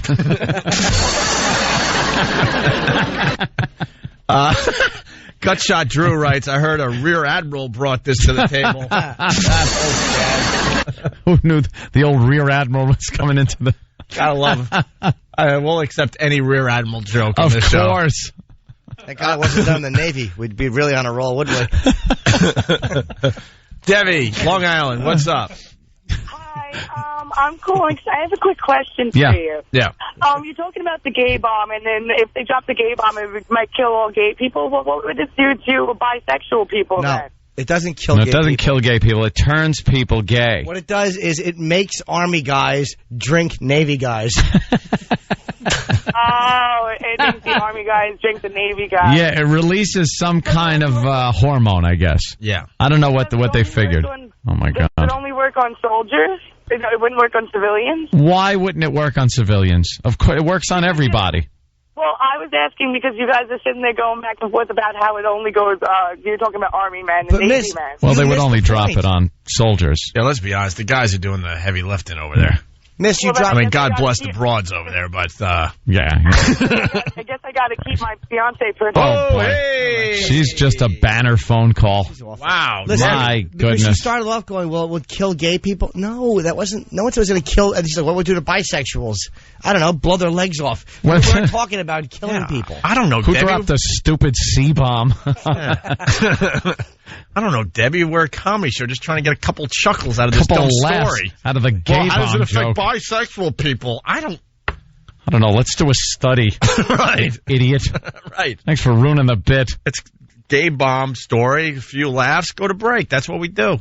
Did you like my line about the Army guys drinking that? Yeah. Of course. That was pretty good, Jimmy. Not like that. That was terrific, actually. Thank you. All right, we'll take proud of that one. We'll take another break. And you know what? Why don't we do another pair of tickets to Jones Beach? I think we have another pair of tickets. And we're going to throw in... You're like Ticketron today. Well, we're throwing in meet and greet passes, too, for the Traveling Virus Comedy Show this Saturday at Jones Beach. Brought to you by Bud Light, always worth it. Bob Kelly, Bob Saget, Frank Caliendo, Jim Norton, Louis C.K., Otto and George, Patrice O'Neill, Rich Voss, Stephen Lynch. Tickets still available through Ticketmaster.com. I have an idea. Yeah. If they want to get the meet and greet tickets, they have to know the secret password. What is it? What is it, Jimmy? So now Travis has to hear that? He certainly does. All right. But that's only for the meet and greet. You get the tickets if you call in, but then the secret password is... 877-212-5762. By the way, because we're doing a lot of cities this summer, you go to Virus Tour, one word on MySpace for all the updates as the summer moves along here, okay? Right. You know what, Travis? Watch this. Watch this. Hello? Hello? Yes? Yes, do you know the secret, what is it, Jimmy? Secret password? What's the secret password? The secret password is gay bomb. No, I'm Good sorry. day, sir. That was a summation of your call. They thought we were kidding. Hello? Hello? God, Yes. when other radio stations do this, they do it so smoothly. I know. Hello? Hi, caller. Hello? You just said hello, dude. You that said hello. Say hello Everyone again. say hi on the phone. Oh, Stupid. my God. He hung up. Hopefully died. Hello? Hello? Hey. Hi, how are you? Good, how are you? You want to win the Jones Beach tickets? Yes, I do. Congratulations, you got them. Do you want the meet and greet tickets? Sure. Okay, what's the password? Perfect. Jimmy, I like it. Perfect. Bravo. What's your name, sir? Chris. That's his name. And where are you from? West Avalon. And I want to ask the obvious question. Why haven't you bought the tickets for the thing yet? Because I just bought a house. I didn't have money to buy them. All right, what's more important? House ticket. After you buy a house, what are tickets? Yeah, all right. Well, I asked him, and he came up with a good reason. I'll put you on hold, and Travis will take Travis, your info. line 8 for the virus tickets. Thank you, sir. We'll see you at Jones Beach. No, don't. Okay. If anyone screws this up, the password is... It has to start with a light M sound. If you call up with you get nothing. You got to go. You have to struggle. Are they going to let us play that? Why? An FCC violation? No, we're thinking of... Stephen Lynch is one of the comedians. He has a song, a nice gay song, but I don't know if they're going to dump. Oh, they'll dump. One dump, they're saying? All right, we'll give it a shot. What the hell? Oh, I know. Here's Stephen Lynch as we go to break. I doubt it. On Opie and Anthony. Good luck. I hope he's listening. If you are, man, this one's for you.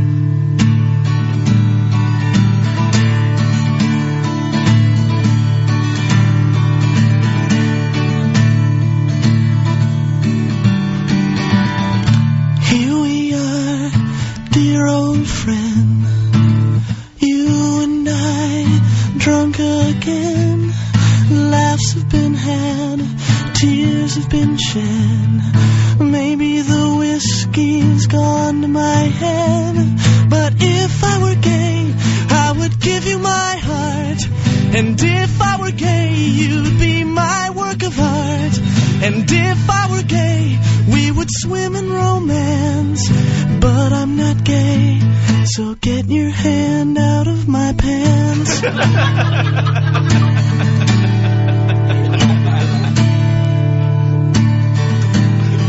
It's not that I don't care, I do. I just don't see myself in you. Another time, another scene, I'd be right behind you, if you know what I mean. 'Cause if I were gay, I would give you my soul. And if I were gay, I would give you my whole being. And if I were gay, we would tear down the walls. But I'm not gay, so won't you stop cupping my hand? It's radio, you know. We've never hugged, we've never kissed, but you have opened brand new doors. Get over here and drop your drawers.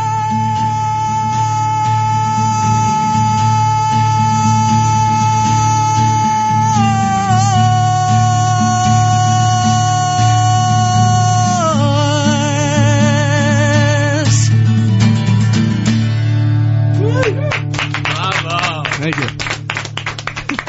Head over to Truvio.com, the web's hardest working video search engine. Every day, tons of new videos are uploaded for your enjoyment. From news to sports to entertainment and viral, you can find it at Truvio.com. That's Truveo.com. This is the Opie and Anthony Show. 92.3 K-Rock. Oh, my God. You're sick. Well, it's a little bit of reality. You want to share with everybody? Yeah. We're 2 days out from Father's Day, and, Aunt and I are thinking of our dads that are no longer around, and it's no longer on this plane of existence. And all kidding aside, because I do have a lot of family that listen to us every morning, I'm beyond bummed about it. Of course. Father's Day sucks. You're going to be bummed. But Aunt just gave everyone a good taste of reality in the studio. Well, we were talking about other, famous people that have had parents die after they've, had a great year or made it big or something like that. And I was just saying, must be nice. Well, like, my dad lived long enough to know that we were going to be okay with the radio show. Oh, yeah. It was 3 days after I signed the contract, but who's keeping track? But at least he knew that we were coming back and making our big radio comeback. Hey, at least never got to actually hear the radio comeback, but good enough. I'll take it. At least he knew we had a career. And that's when Anthony decided to say one of the sickest things I've probably ever heard. Just like my father didn't. He's frozen in time somewhere, thinking I'm still a tin knocker. Just kind of like. How's he doing? How's he doing? Knocking tin. Oh, my boy never amounted to much. Ah, boy, I wish he would have been able to, fulfill his dream of maybe doing radio or some type of comedy, but now I'm just dead. I get some religious people in my circle. Yeah. That whole thing I just told you? Uh-huh. Like, at least he knew that we were going to make our comeback in radio. Yeah. But it's kind of a bummer that he doesn't know how successful we would become. We would go on to come, yeah. Right. And some people in my circle, they're dramatic. Oh, this one. I know where you're going. Oh, he knows. He knows. He knows. Let me tell you something. He's looking down on you every day. He's watching you right now. And he knows. Trust me, he knows. It's like, why is he only looking down on me when I'm here doing radio and he's all smiling? Is he looking at me when I'm flipping my chick over? Yeah, so is Dad taking a peek in when I'm just scrapping? See, if that is true, then yeah, your parents, your dead relatives, whatever, are watching you when you do those horrific things that you don't want anyone to know about. And if heaven is real, and if that's where you go when you've done well, and you get to see all the glory of the universe, I don't think anybody's family is thinking, how's the syndication going? I think there are other wonders, like what black holes really are. And you mean Hitler had a sense of humor? And wow, what were all of these people? I don't think they're worried about. Right. Well, I heard they dropped in men 18 to 54. Yeah, how are they doing this month? If I know my dad, he's definitely taking a peek if this is all true, and he's proud of me and all that. But I think he's spending a hell of a lot more time in the JFK room. Right. Just trying to find out So that's what happened. Exactly. Yeah. Exactly. Have a little chit-chat with JFK. Right. And I don't know where it came from. Right. Get Lee Harvey. Talk to him. He's in the JFK library in heaven, getting all the facts that we're still wondering about. Well, my parents have lived, thank God, to see the swingers. Success. Yes, they've seen me do well. Swinging lifestyle must be healthy, and it's great. Did they come back from Bermuda yet? I haven't. I don't know. You don't want to know. I don't even want to hear the message again. My father's gonna be all sunburned with his, corn chip toenails. Hey, what are you doing? Got my line in there. I don't care who uses it, as long as it gets out. That was a stretch, Jimmy. Come on. I don't know what to say. What the hell? Well, I do a bit like that. I can't help it. The next time you see your parents, he's going to be all tan, and he's going to go, look, Jimmy, huh? No tan lines. Oh, those nude beaches are the best. I wish I could find them. I'll play it tomorrow. Get the message, will you? So where were we? Dead parents. Oh, yeah. Yeah, actually, my dad wound up dying, in January, I think it was 95? Just before we... January 95? April 95, I'm doing radio in Boston. No, but then he kind of knew you were on your way because we started before then. Yes, I was telling him I was doing radio, part-time and stuff. So you had a little hope then. Yeah, it could have been a little hope, but it was pretty much me drunk on the Opie Nighttime Attitude Show on BAB. He was probably thinking, all right, my son might be a weekend jock soon. Yeah, exactly. That's probably what he's thinking. Has no clue that we became what we became. I don't even think it got that far. I think it was like I'm hanging out with friends kind of a thing. I have a fun fact. All right, hold on. Fun fact. Perel guy, though. Okay. I just because I plunked him down. Sure. Perel guy from Pal Talk. Hello. Perel guy from Pal Talk. Go ahead, buddy. Yes, sir. Good morning, guys. How you doing? Hi. Good. I would love some of those meet and greet because I never met you guys, and I'd love to meet and greet you. Okay, do you want tickets to Jones Beach? Sounds kind of creepy. I would love to meet and greet you. I have very good tickets for Jones Beach because you guys are worth the money. I spent the. And you want meet and greet passes? Yeah, I'd love to meet you. Are you hot? I'm very hot. Yeah, I'm about 5 foot. Well, you had to see if he had the password. Yeah, I wonder if he had it. No. Why? I like the fact he paid for tickets and wanted. No. Because what if he had it? I say call back. Then he would have had to. As long as he knows the password. If he knows the password, then we have to meet and greet him. I want to. I'll meet him. You greet him. I'll greet him like a man's never greeted another man. What do you got, Jim? Well, my friend Liza said, good morning. Here's a fun fact for Anthony. Okay. Hitler's elevator up to the Eagle's Nest was lined with brass due to his little-known claustrophobia. I don't know what brass would do. What would brass do? Maybe because it's reflective, it made it feel bigger. Maybe felt bigger, right. Or more solid. I don't know what that did. Mirrors would be cheaper. Why would that? Well, maybe they didn't want to use mirrors because it was kind of dangerous. Yeah, I don't know what they're thinking was. If you're in the elevator and a bomb goes off, that glass goes everywhere. Oh, he must have hated the bunker.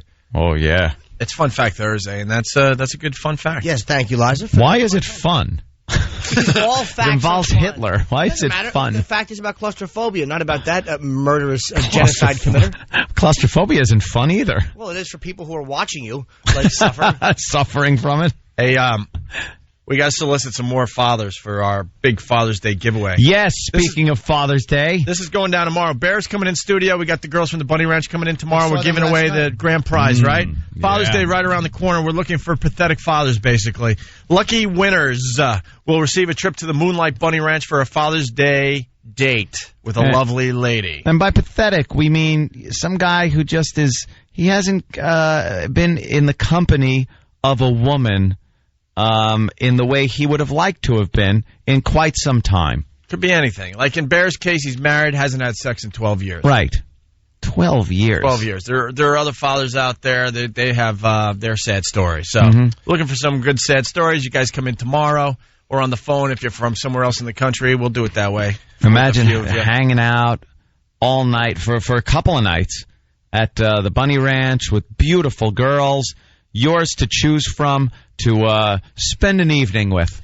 2 days. That's crazy. Yeah. 3 days and 2 nights. So you get the Sunday morning, too. That's after 2 hours, I'm thinking, is there a golf course in the area? What do we do? Can I go on a day hike somewhere? It is a beautiful country. You hit the bar, and there you have a few drinks. 2 days, that's insane. Revitalized, and then you go on a date with another girl. Dennis knows how to take care of people. Oh, yeah. All right, so we're still taking your stories. You give us a call right now, 877-212-5762. But they're throwing in the airfare. They're throwing in car services, the VIP suites, food and drinks. You got monogram robe and T-shirts and Thank hats. you, Jimmy. Hats. And VIP passes. I mean, they give the approximate cost of a lot of this stuff.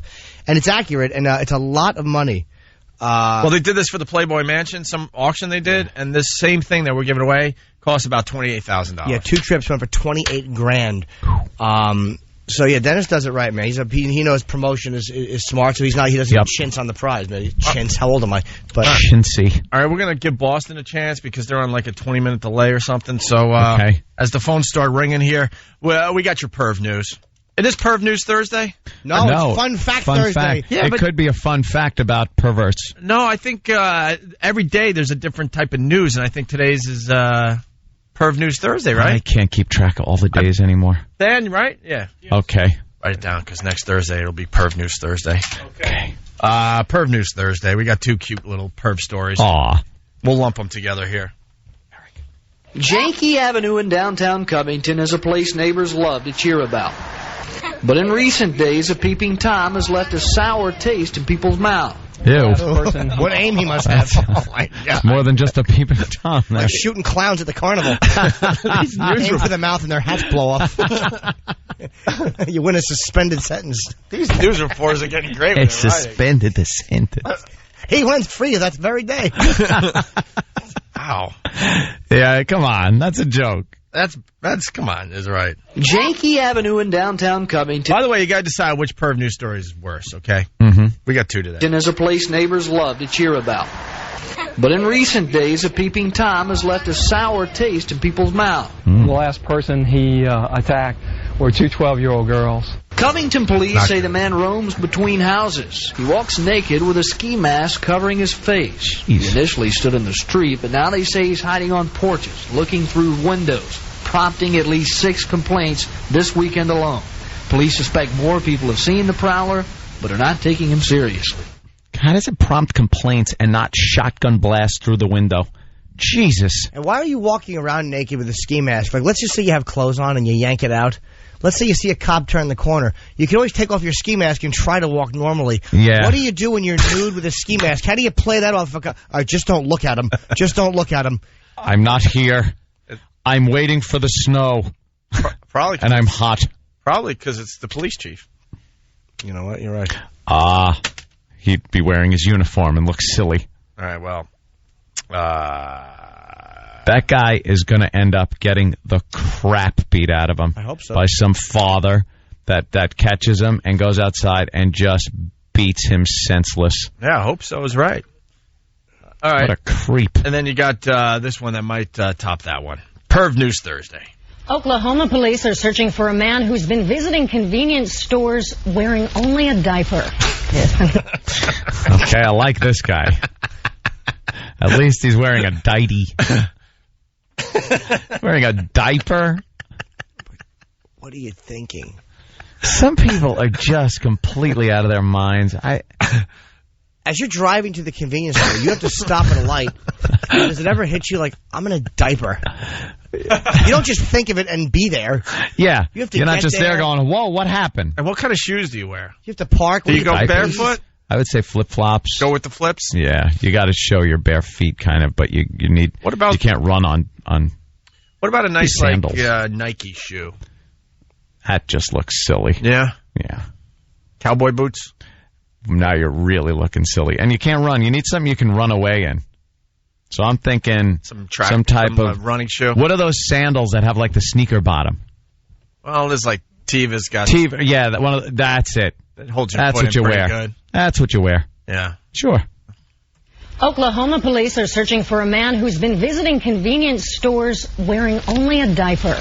The man seen here on this surveillance video has walked into several mini-marts. He's marched up to the counter in the diaper and asked the workers what they think about it. Most employees laugh at first, thinking it's some kind of dare, but then the man has exposed himself falling out of the diaper. And now there's... He means business. At first, it's all fun and games. What do you think of my diaper? Hey, that's hysterical. Oh, Jesus, come on. I'm eating a hot dog here. My first thought, if you're going to expose yourself, I wouldn't go with the diaper. I would go with something a little different. A little more easy access. Something that doesn't look ridiculous, because I imagine you would be going for a nice reaction. Yeah. Instead of someone laughing at you because you're wearing the diaper. Yeah, true. Diapers just look silly on people. It doesn't make sense. At first thinking it's some kind of dare, but then the man has exposed himself falling out of the diaper. And now there's concern his little joke could get a lot more dangerous. You're not sure what people are capable of, but if he can be that outrageous and just walk in a diaper, what else could he do? Well, police are not taking this as a joke. They are warning that if they find this guy, he is going to be arrested. Well, warning, like what, he didn't know that? Yeah. I thought this was completely legal. Walking in and exposing myself. No shoes, no shirt. No schlong. Yes. No rattle, no service. Hey, let's go to Pittsburgh. It's been a while, Pittsburgh. What's up? Hey, Brock. Yes, what's up? What up? Oh, man, not much. I'm a horrible father. Why? Well, Well, the reason I haven't, I had a kid when I was about 18, and I haven't gotten myself some in a long time. I'm 25. Just a bad father all around. Why are you a bad father? Well, why not? I don't work. Can't support the little guy. Yeah, well, but we're looking for guys that are. Yeah, you're just a dick. Yeah, you really don't deserve anything. Why don't you work? Why? Because I'm lazy. You should call on Monday when we do I'm Just a Dick stories. Mondays we usually do that. All right, I do work. I'm just a liar. Yeah, you're a liar, Brock. too. 877-212-5762. We're looking for fathers that think they deserve a trip to the Bunny Ranch in Nevada for a date. That guy was trying for to 2 win. to 3 days. And he didn't even understand that he was lying and didn't understand the concept. What an idiot. No, we have much better stories that have been coming in all week. So, and then Travis will continue taking your stories through the break, okay? Right. All right. We're going to do Vince McMahon or what? I wanted to keep the show up. We were having fun, and now you're going to bring it all down with the death of Vince McMahon. Well, Sam is on top of the story. We'll get the latest. Still, I'm waiting. I haven't seen it in the Daily News, the Post, none of the national papers, USA Today, not CNN, Fox. No one's covering this except WWE website. Well, you want Sam? Why wait for the break? Sam can explain all this. Why? Now, we know that Vince McMahon died in a fiery limo explosion. Thank you. It was like a limo car bomb thing. Yeah, he got in, it exploded, the firemen put it out, but no body was found. He could have been incinerated completely. He's presumed dead. Presumed dead is what it says. The family made a statement through a spokesperson. Yes, I think that's the latest. The vice president of WWE, some title. Oh, and they now, why haven't the news organizations jumped on this? I saw the press conference. What I saw, they zoomed back with the camera. I saw it set up like a press conference. There were chairs, not all of them full. There was a spattering of people there, and I had never seen reporters with such broad shoulders, some with shaved heads. Those are Stanford reporters. It's are they? Yeah, okay. Because to me, they looked like wrestlers dressed like reporters. No, that's if you would ask me, it just looked like they were a little too big to be jotting notes down. And they were all sitting on steroid needles, which was a little strange to me. No, there.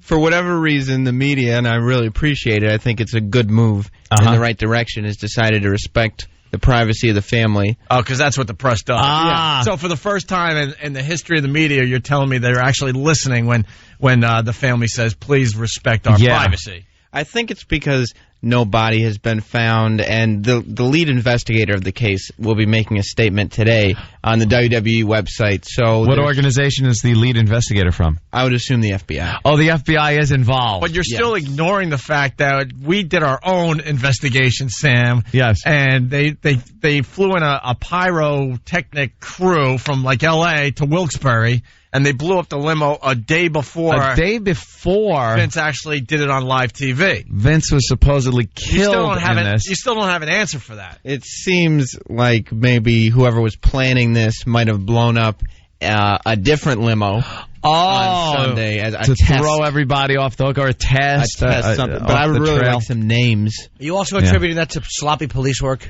Yeah, very much so. I mean, that's why the FBI is involved now, not just some Well, local... you can't have local yokels from Wilkes-Barre. But it was a big story in Wilkes-Barre, and they were all very excited to admit that, yes, they were part of this whole scam and blew up the limo on Sunday. I don't know what they're telling people. Everybody wants to have their name put into a big news story. Yeah. What about the flag at half-mast that Anthony was bringing up today? Yes, now they're in Stamford, Connecticut, where their headquarters are. Yeah.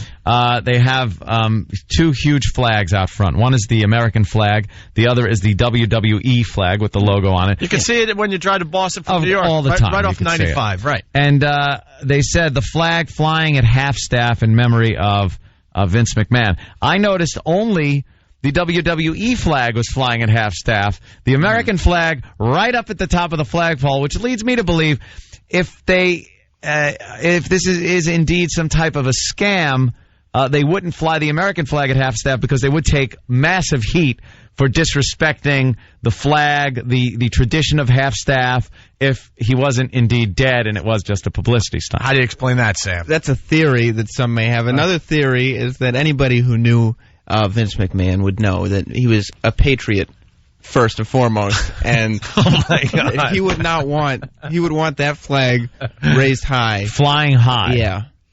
Is the investigation focusing on George the Animal Steele? I hear he had a beef with Mr. McMahon. There's so many suspects. The WWE website reported that investigators were in his office in Stamford yesterday morning for 3 hours. Wow. And brought out hundreds of boxes as well as personal computers and even tore up the carpet in the office. Oh my God! This is serious. I guess they're remodeling the Stanford offices. Wow. Is that what you're getting at? I think it's investigative purposes. That's hysterical. They're sitting in a meeting. Yeah, I have to remodel my office. What are we gonna? Hey, we can make it a storyline. I'm imagining that Vince McMahon is on a fake suspension. Where is he? Where is he? Was it vacation time? What island is he hanging Come on, at? Vince. Why hasn't the media even reported it? I can see why they wouldn't bother the family. Yeah. Why haven't they even mentioned that he could be dead? There's been a lot of big stories lately this week, I think. So you think it just got pushed back? Yeah, it got pushed back, and they said, maybe we'll let the other stories come to the forefront. We don't want to push any buttons with the wrong people. He's a very powerful man. Well, that he is. Yeah, he's a billionaire. He fires people, That's true, and he's made a lot of enemies over the years. So. And why the fake leg? Why, when he stepped into the limo, you saw his leg, and then there was no leg, and then a fake leg popped out? I don't know that there's any documentation that was a fake leg. Just so you, the viewer, would go, wow, he's got to be. You know what? It would be tragic, really tragic to think of, and I hope the McMahon family doesn't think about this, that he pulled his leg into the limo, and then when his leg came out, the one that Opie calls a fake leg, it was Vince realizing that there was a bomb in the vehicle, and he was trying to get out right when it blew up, so he knew beforehand. Then why would he close the door? That he was... Maybe you're not buying into this crap, are you? Maybe he put his foot out and said, "Oh, what if there's a bomb?" And then he was like, "Well, that's a silly idea." And then he put his foot back in the second time, and then he shut the door. Answer for everything. And then it did blow up, unfortunately. Or how about thinking of other people? If that door was open when the bomb blew up, perhaps a lot of shrapnel would have flown out towards other people. And Vince, being such a humanitarian, that's a good point. Sacrificed himself by closing the door and keeping the blast contained. That's another good theory. Yeah. Sure it is. Jimmy Snuka? I just want to see if I can play the same game Sam's playing. Jimmy Snuka was one of the... It is fun. Jimmy Snuka? Yeah, he made comments on that Monday Night Raw. Yeah. Hey, brother. Appreciation Night. So we're going to have to play his ID for the show. My God, we get the brain-dead wrestlers. Great. Rigging a bomb. That guy couldn't turn on a flashlight. He's a dolt. Than, you want to add to Sam's theory? What are you doing? Well, I was just confirming that, Sam, you said the FBI is investigating this. Yes, that's what I've read. Yes, is the answer. Okay. Well, I just read that the FBI is adamantly saying they're not at all involved with the case. Well, where was this read, though? Where'd you read this? Yeah, the FBI doesn't want any part of this. Yeah, from a related news story on the internet. Yeah, just some internet gossip story. Bloggers. Yeah, some bloggers. They can't get anything done. Just jealous. Yeah. They just want to stir the pot. Yeah, the federal agent involved is not the FBI, if there is one. I saw a picture of him on the WWE website, and he looked like a federal agent. He was. He looked like if you went to general casting, you could not have picked a better federal agent than the guy. One of Vince McMahon's cousins. You think it is? Hey, he keeps it all in the family. All right, you're going to play the fake FBI agent. I don't know if he's fake. Or you're fired from the McMahon family. Yeah, just because it's a guy in suit with widow's peak does not mean he's the FBI, Sam. Yeah. Well, they said he's a federal agent. He looks a lot like Vince McMahon. Like here's what I predict. Yeah. Sometime in the future, when Vince McMahon's injuries, he's recovered a bit from them. Or he's done with his vacation in the Bahamas. Yes. There will be introduced a new wrestler.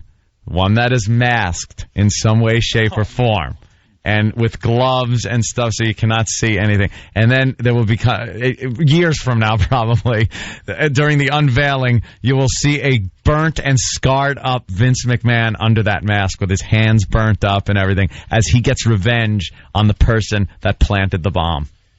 That would be wonderful if it was true. All right, here's the... that's what I'm guessing. Here's the...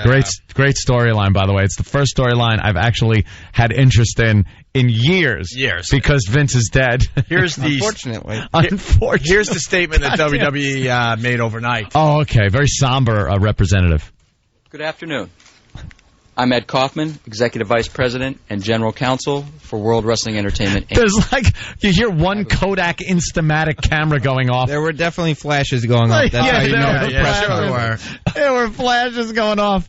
Flash bulbs. We had a bigger press conference in Vegas. I have a brief statement to make. Yes. I will not be taking any questions. Big powder flash going off. Civil War. I would like to thank everyone who has sent their support and best wishes over the past week.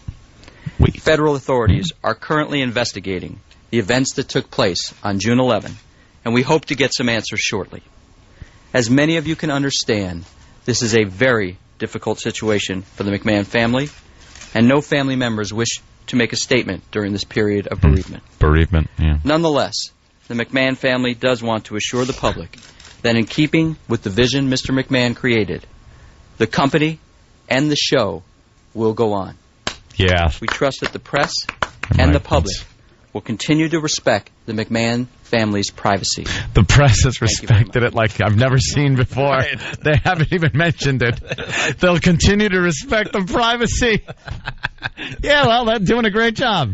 I'd rather follow Nicole Smith around for a little longer. They can't get enough of celebrities doing anything. Paris Hilton for a month. With stupid DUI, and they're outside that jail every day. But camping out. They're going to respect Vince McMahon. And Vince McMahon dies in a fiery explosion that someone obviously set. He's been murdered. Vince McMahon's been murdered. But they're going to respect the privacy of the family. By not even mentioning it at all. They don't want to interfere in the ongoing investigation. I can't go along with this crap anymore. Get lost. I love Sam. Oh, he's with it right to the end. You might be right, though. I mean, you never know. That's why I'm reserving. I'm holding back. Right. I'm reserving judgment. We're going to take your father stories next. We got a couple good ones on the line here. As we go to break, an old friend, Jimmy Superfly Snuka, doing an ID for our show. Oh, this went on for it was ponderous. Is this a long one too? It's 20 seconds. We have one of these that go on for like 5 minutes. You guys are educated enough. You get the celebrity high on blah blah, and you're listening to Opie and Anthony. That's all we want. Is this the one with Psycho Mark directing? Or? It takes 3 seconds usually. This is 20 seconds, and we cut it down from, I think it was closer to a minute. Okay, Opie and Anthony. Opie and Anthony. This is a Superfly Jimmy Snuka, and you, okay, let me start. And you're listening to Opie and Anthony. This is Superfly Jimmy Snuka, and you're listening to Opie and Anthony. It's the Superfly Jimmy Snuka, and you're listening to Opie and Anthony. Superfly Jimmy Snuka on your radio dial. Opie and Anthony.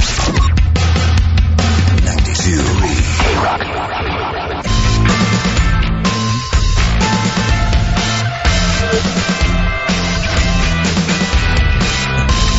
Hey, it's Opie and Anthony. Hey, thanks for the support, by the way. Thank you, Pac. Thank you. Thank you. We're going to take the father stories. Yeah. For the trip to the Bunny Ranch out there in Nevada. We got the girls coming in tomorrow. The Goyles. And this woman called, and we were waiting to go to her. She has a great one. And then she hung up, so hopefully she's still listening out there. If you call us back before we get out of here in 10 minutes. It says, wants to give husband Bunny Ranch trip before she divorces him. Oh, wow. I want to know what that's about. Yeah.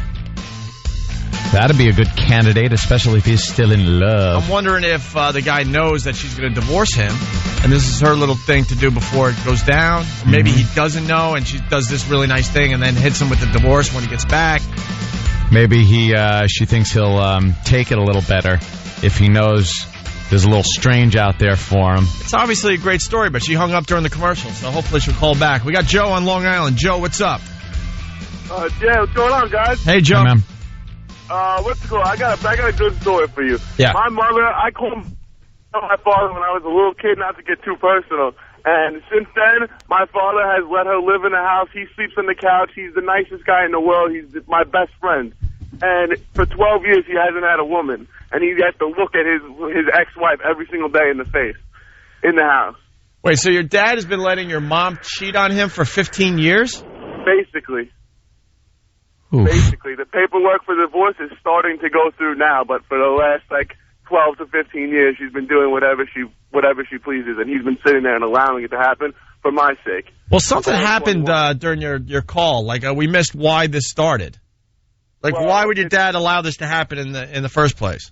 Well, what happened was that I caught her cheating. I told him, and he just basically, for my sake, wanted everything to stay good in the house. Stay both parents in the house. How old were you when you caught your mom cheating on your dad? I was 8.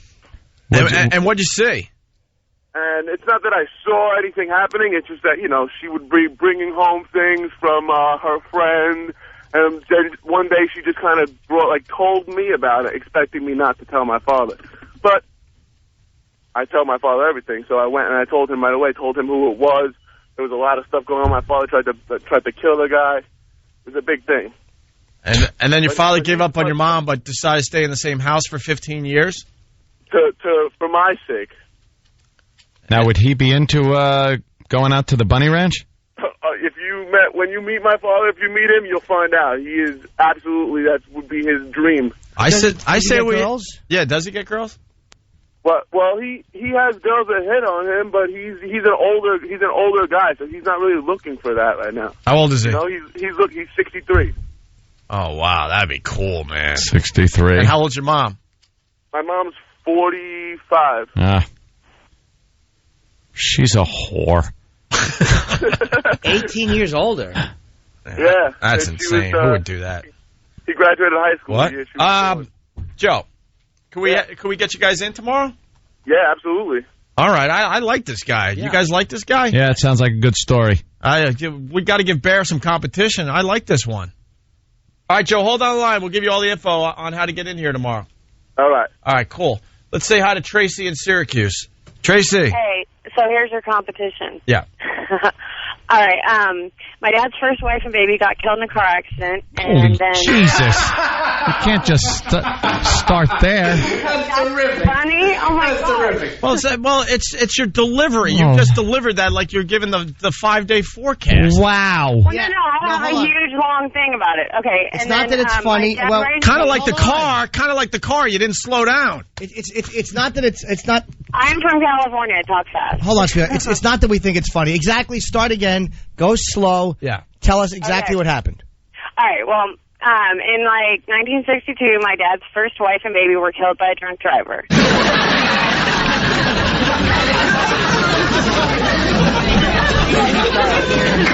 What? No. Anyways, okay. So then. Hold on, Anthony. What do you got in? What's up? No, I was just trying to soak that in. It was 1962. Well, Ed missed something as far as the story goes. He was looking on the internet about the Vince McMahon thing, doing a little more research. What? How did it happen? Like, what were the circumstances? My dad was with his wife and baby, and the baby was in his wife's lap. And before car seats. In Texas, yeah, the baby got crushed. My dad wasn't wearing a seatbelt and got shoved underneath the steering wheel. And he had to lift his dead son out the window to the fire department. Excuse me, buzzkill? Wow. Right. No. Okay. Bit of a buzzkill. I want to bring Tom Chiasano in to cheer up the mood in here now. Either that or Club Soda Kennedy. We need both of them to cheer up this place. Jeez. Hello? Hello, Buzzkill? We got people going to work? I know, no, okay. I got more. Okay, all right, continue. My mom left us when I was 7. My dad raised me as my best Wait, friend. your dad raised you. Wait, hold on. What happened with your mom? Oh, she said that electrical engineers were white trash and married a plastic surgeon. So she abandoned you and your father? Yeah, she did.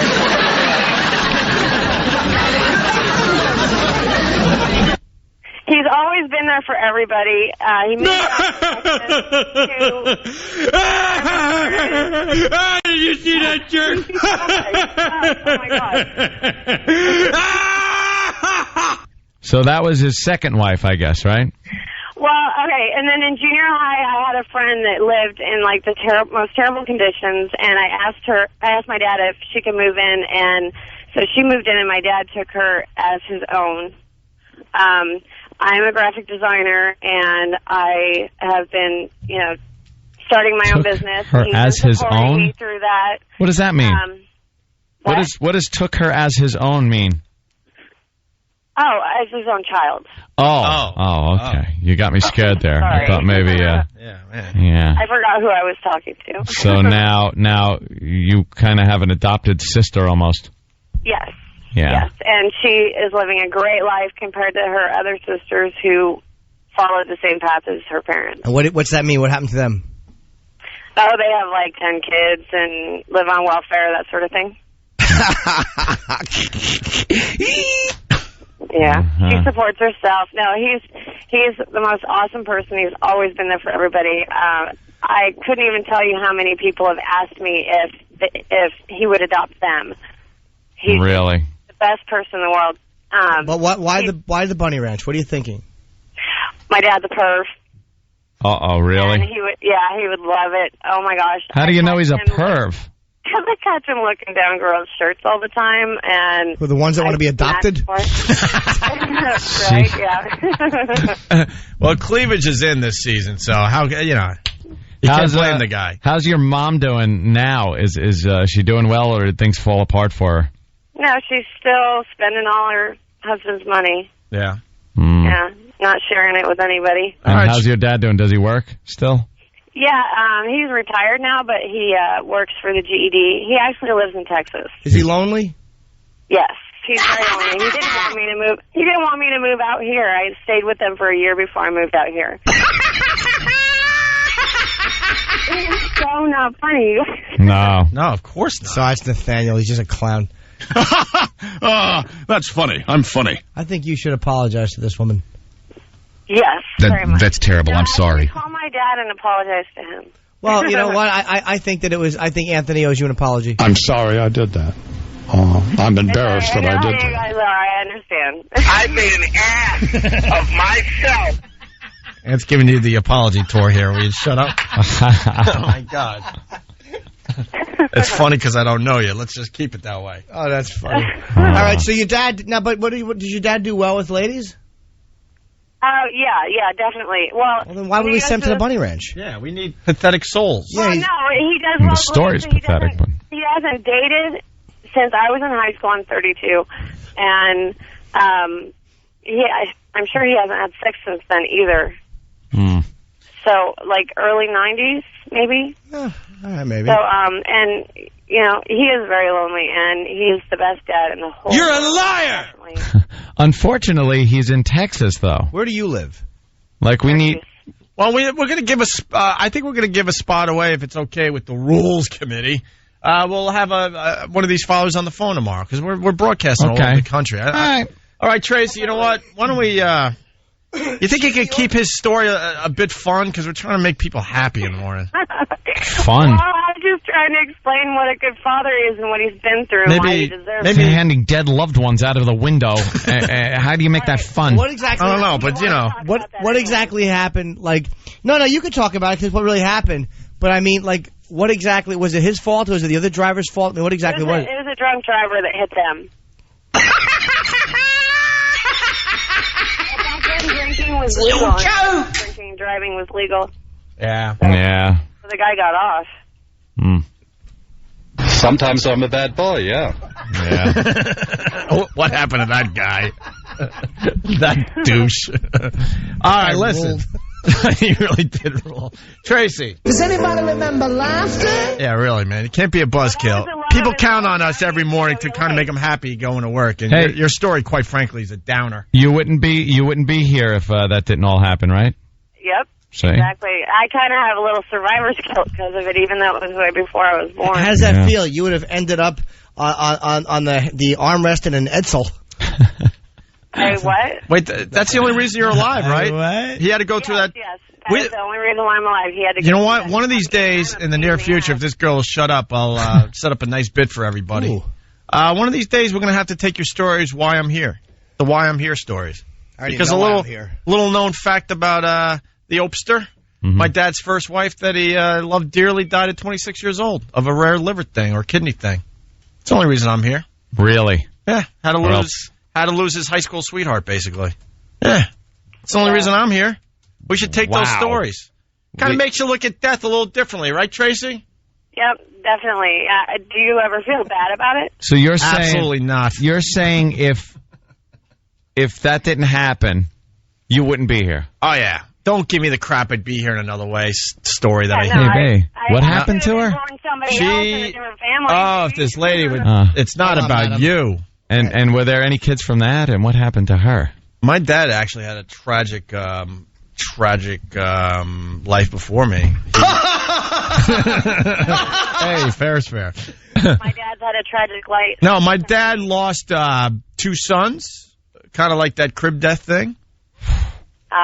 Thank you, Anthony. Payback's gonna be a bitch. Terrific. And then his wife at 26 died of kidney disease. I see the awful, terrible things in my life and turn it into something funny. And that's the reason I'm here. And that's the reason my 5 brothers and sister are here. Mom! Yeah. Mom! I am, You're feeling awkward? No, not at all. My story is just less dramatic. I'm here because of a 5th of whiskey and too long a walk home to say no. All right, Tracy, hold on the line. We're going to try to get you involved tomorrow. Okay. All right? Thanks. All right. But tell him to kind of lighten his story a little bit and get some jokes in there somehow. Jokes? Jokes? Yeah, tell your dad to tell me an amusing anecdote to describe what happened. A fun analogy. Yeah. All right, Trace, hold on the line, okay? All right. Yeah, tomorrow's the Father's Day giveaway. I'm here because of the New York City. You know what? Tomorrow. Whose is this? All right, tomorrow. Tomorrow we do this bit. Why, Iraq's got one? Yeah. Oh, boy. We'll give it now. But everyone has to tell us why they're here on this earth. Why are including you here, the listeners. Eric, and I mean as a radio person. In the building. Go ahead. E-Rock is here. Why? Because of the blackout of 1977. Is that what your mom refers to it as? She was drunk. All right. The vibrator wouldn't work. Dad had to. Blackout of 77. What? Explain. Summer of 77, power went out, and pretty much that's the only reason I'm here. That was the only way your dad could have sex with your mom? All the lights are off? What are you getting at? No. Weren't they having sex before the blackout? I'm sure they were, but that was pretty much the reason. No, I know what it was. He was already born, and he was such a disappointment they were going to drown him, but then the blackout diverted their attention, and they forgot. And then sweet Eric brought them a candle, and they're like, all right, we'll let him. Eric ate all the food in the fridge before it went bad. He was in the bathtub, and they were just about to throw the toaster in the bathtub, and all the lights went off. Like, oh, man. Power went out. Right. That's what caused the blackout. Right. The short circuit. A little hawk. See that's adorable. So they were bored. There was no TV. There's nothing to do, and you were one of those babies born of the blackouts. Mm-hmm. Yeah, that happened in the late '60s also. All right, we got to wrap up. Well, that's a weird thing to happen in a blackout, right? For your parents to go, well, there's nothing else to do. Let's just have mediocrity.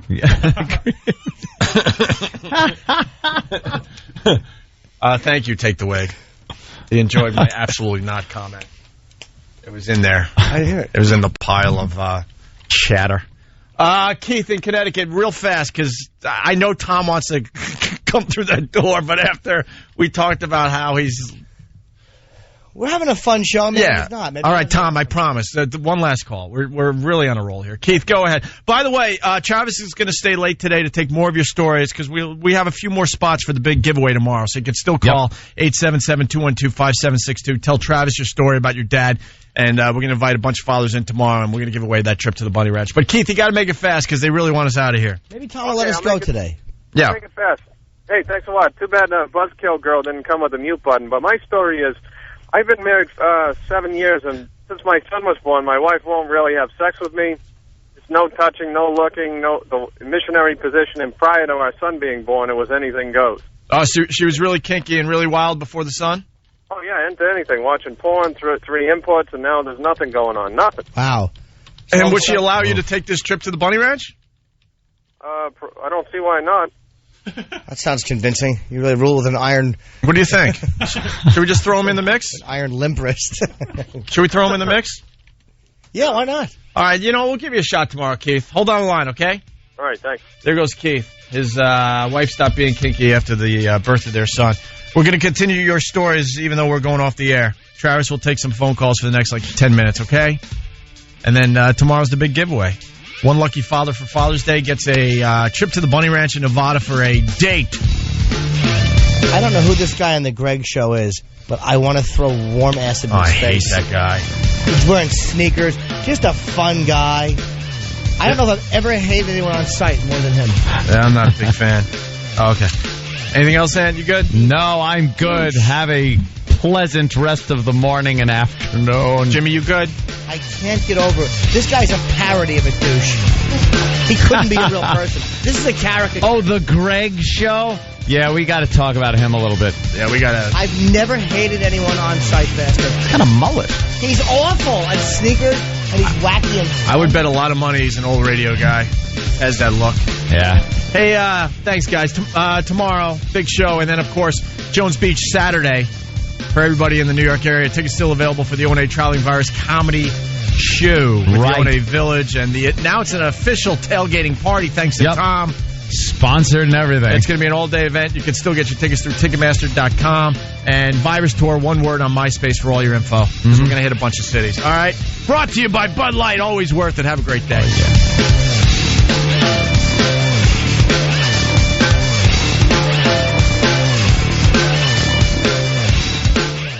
This is the Opie and Anthony Show. 92.3 K-Rock.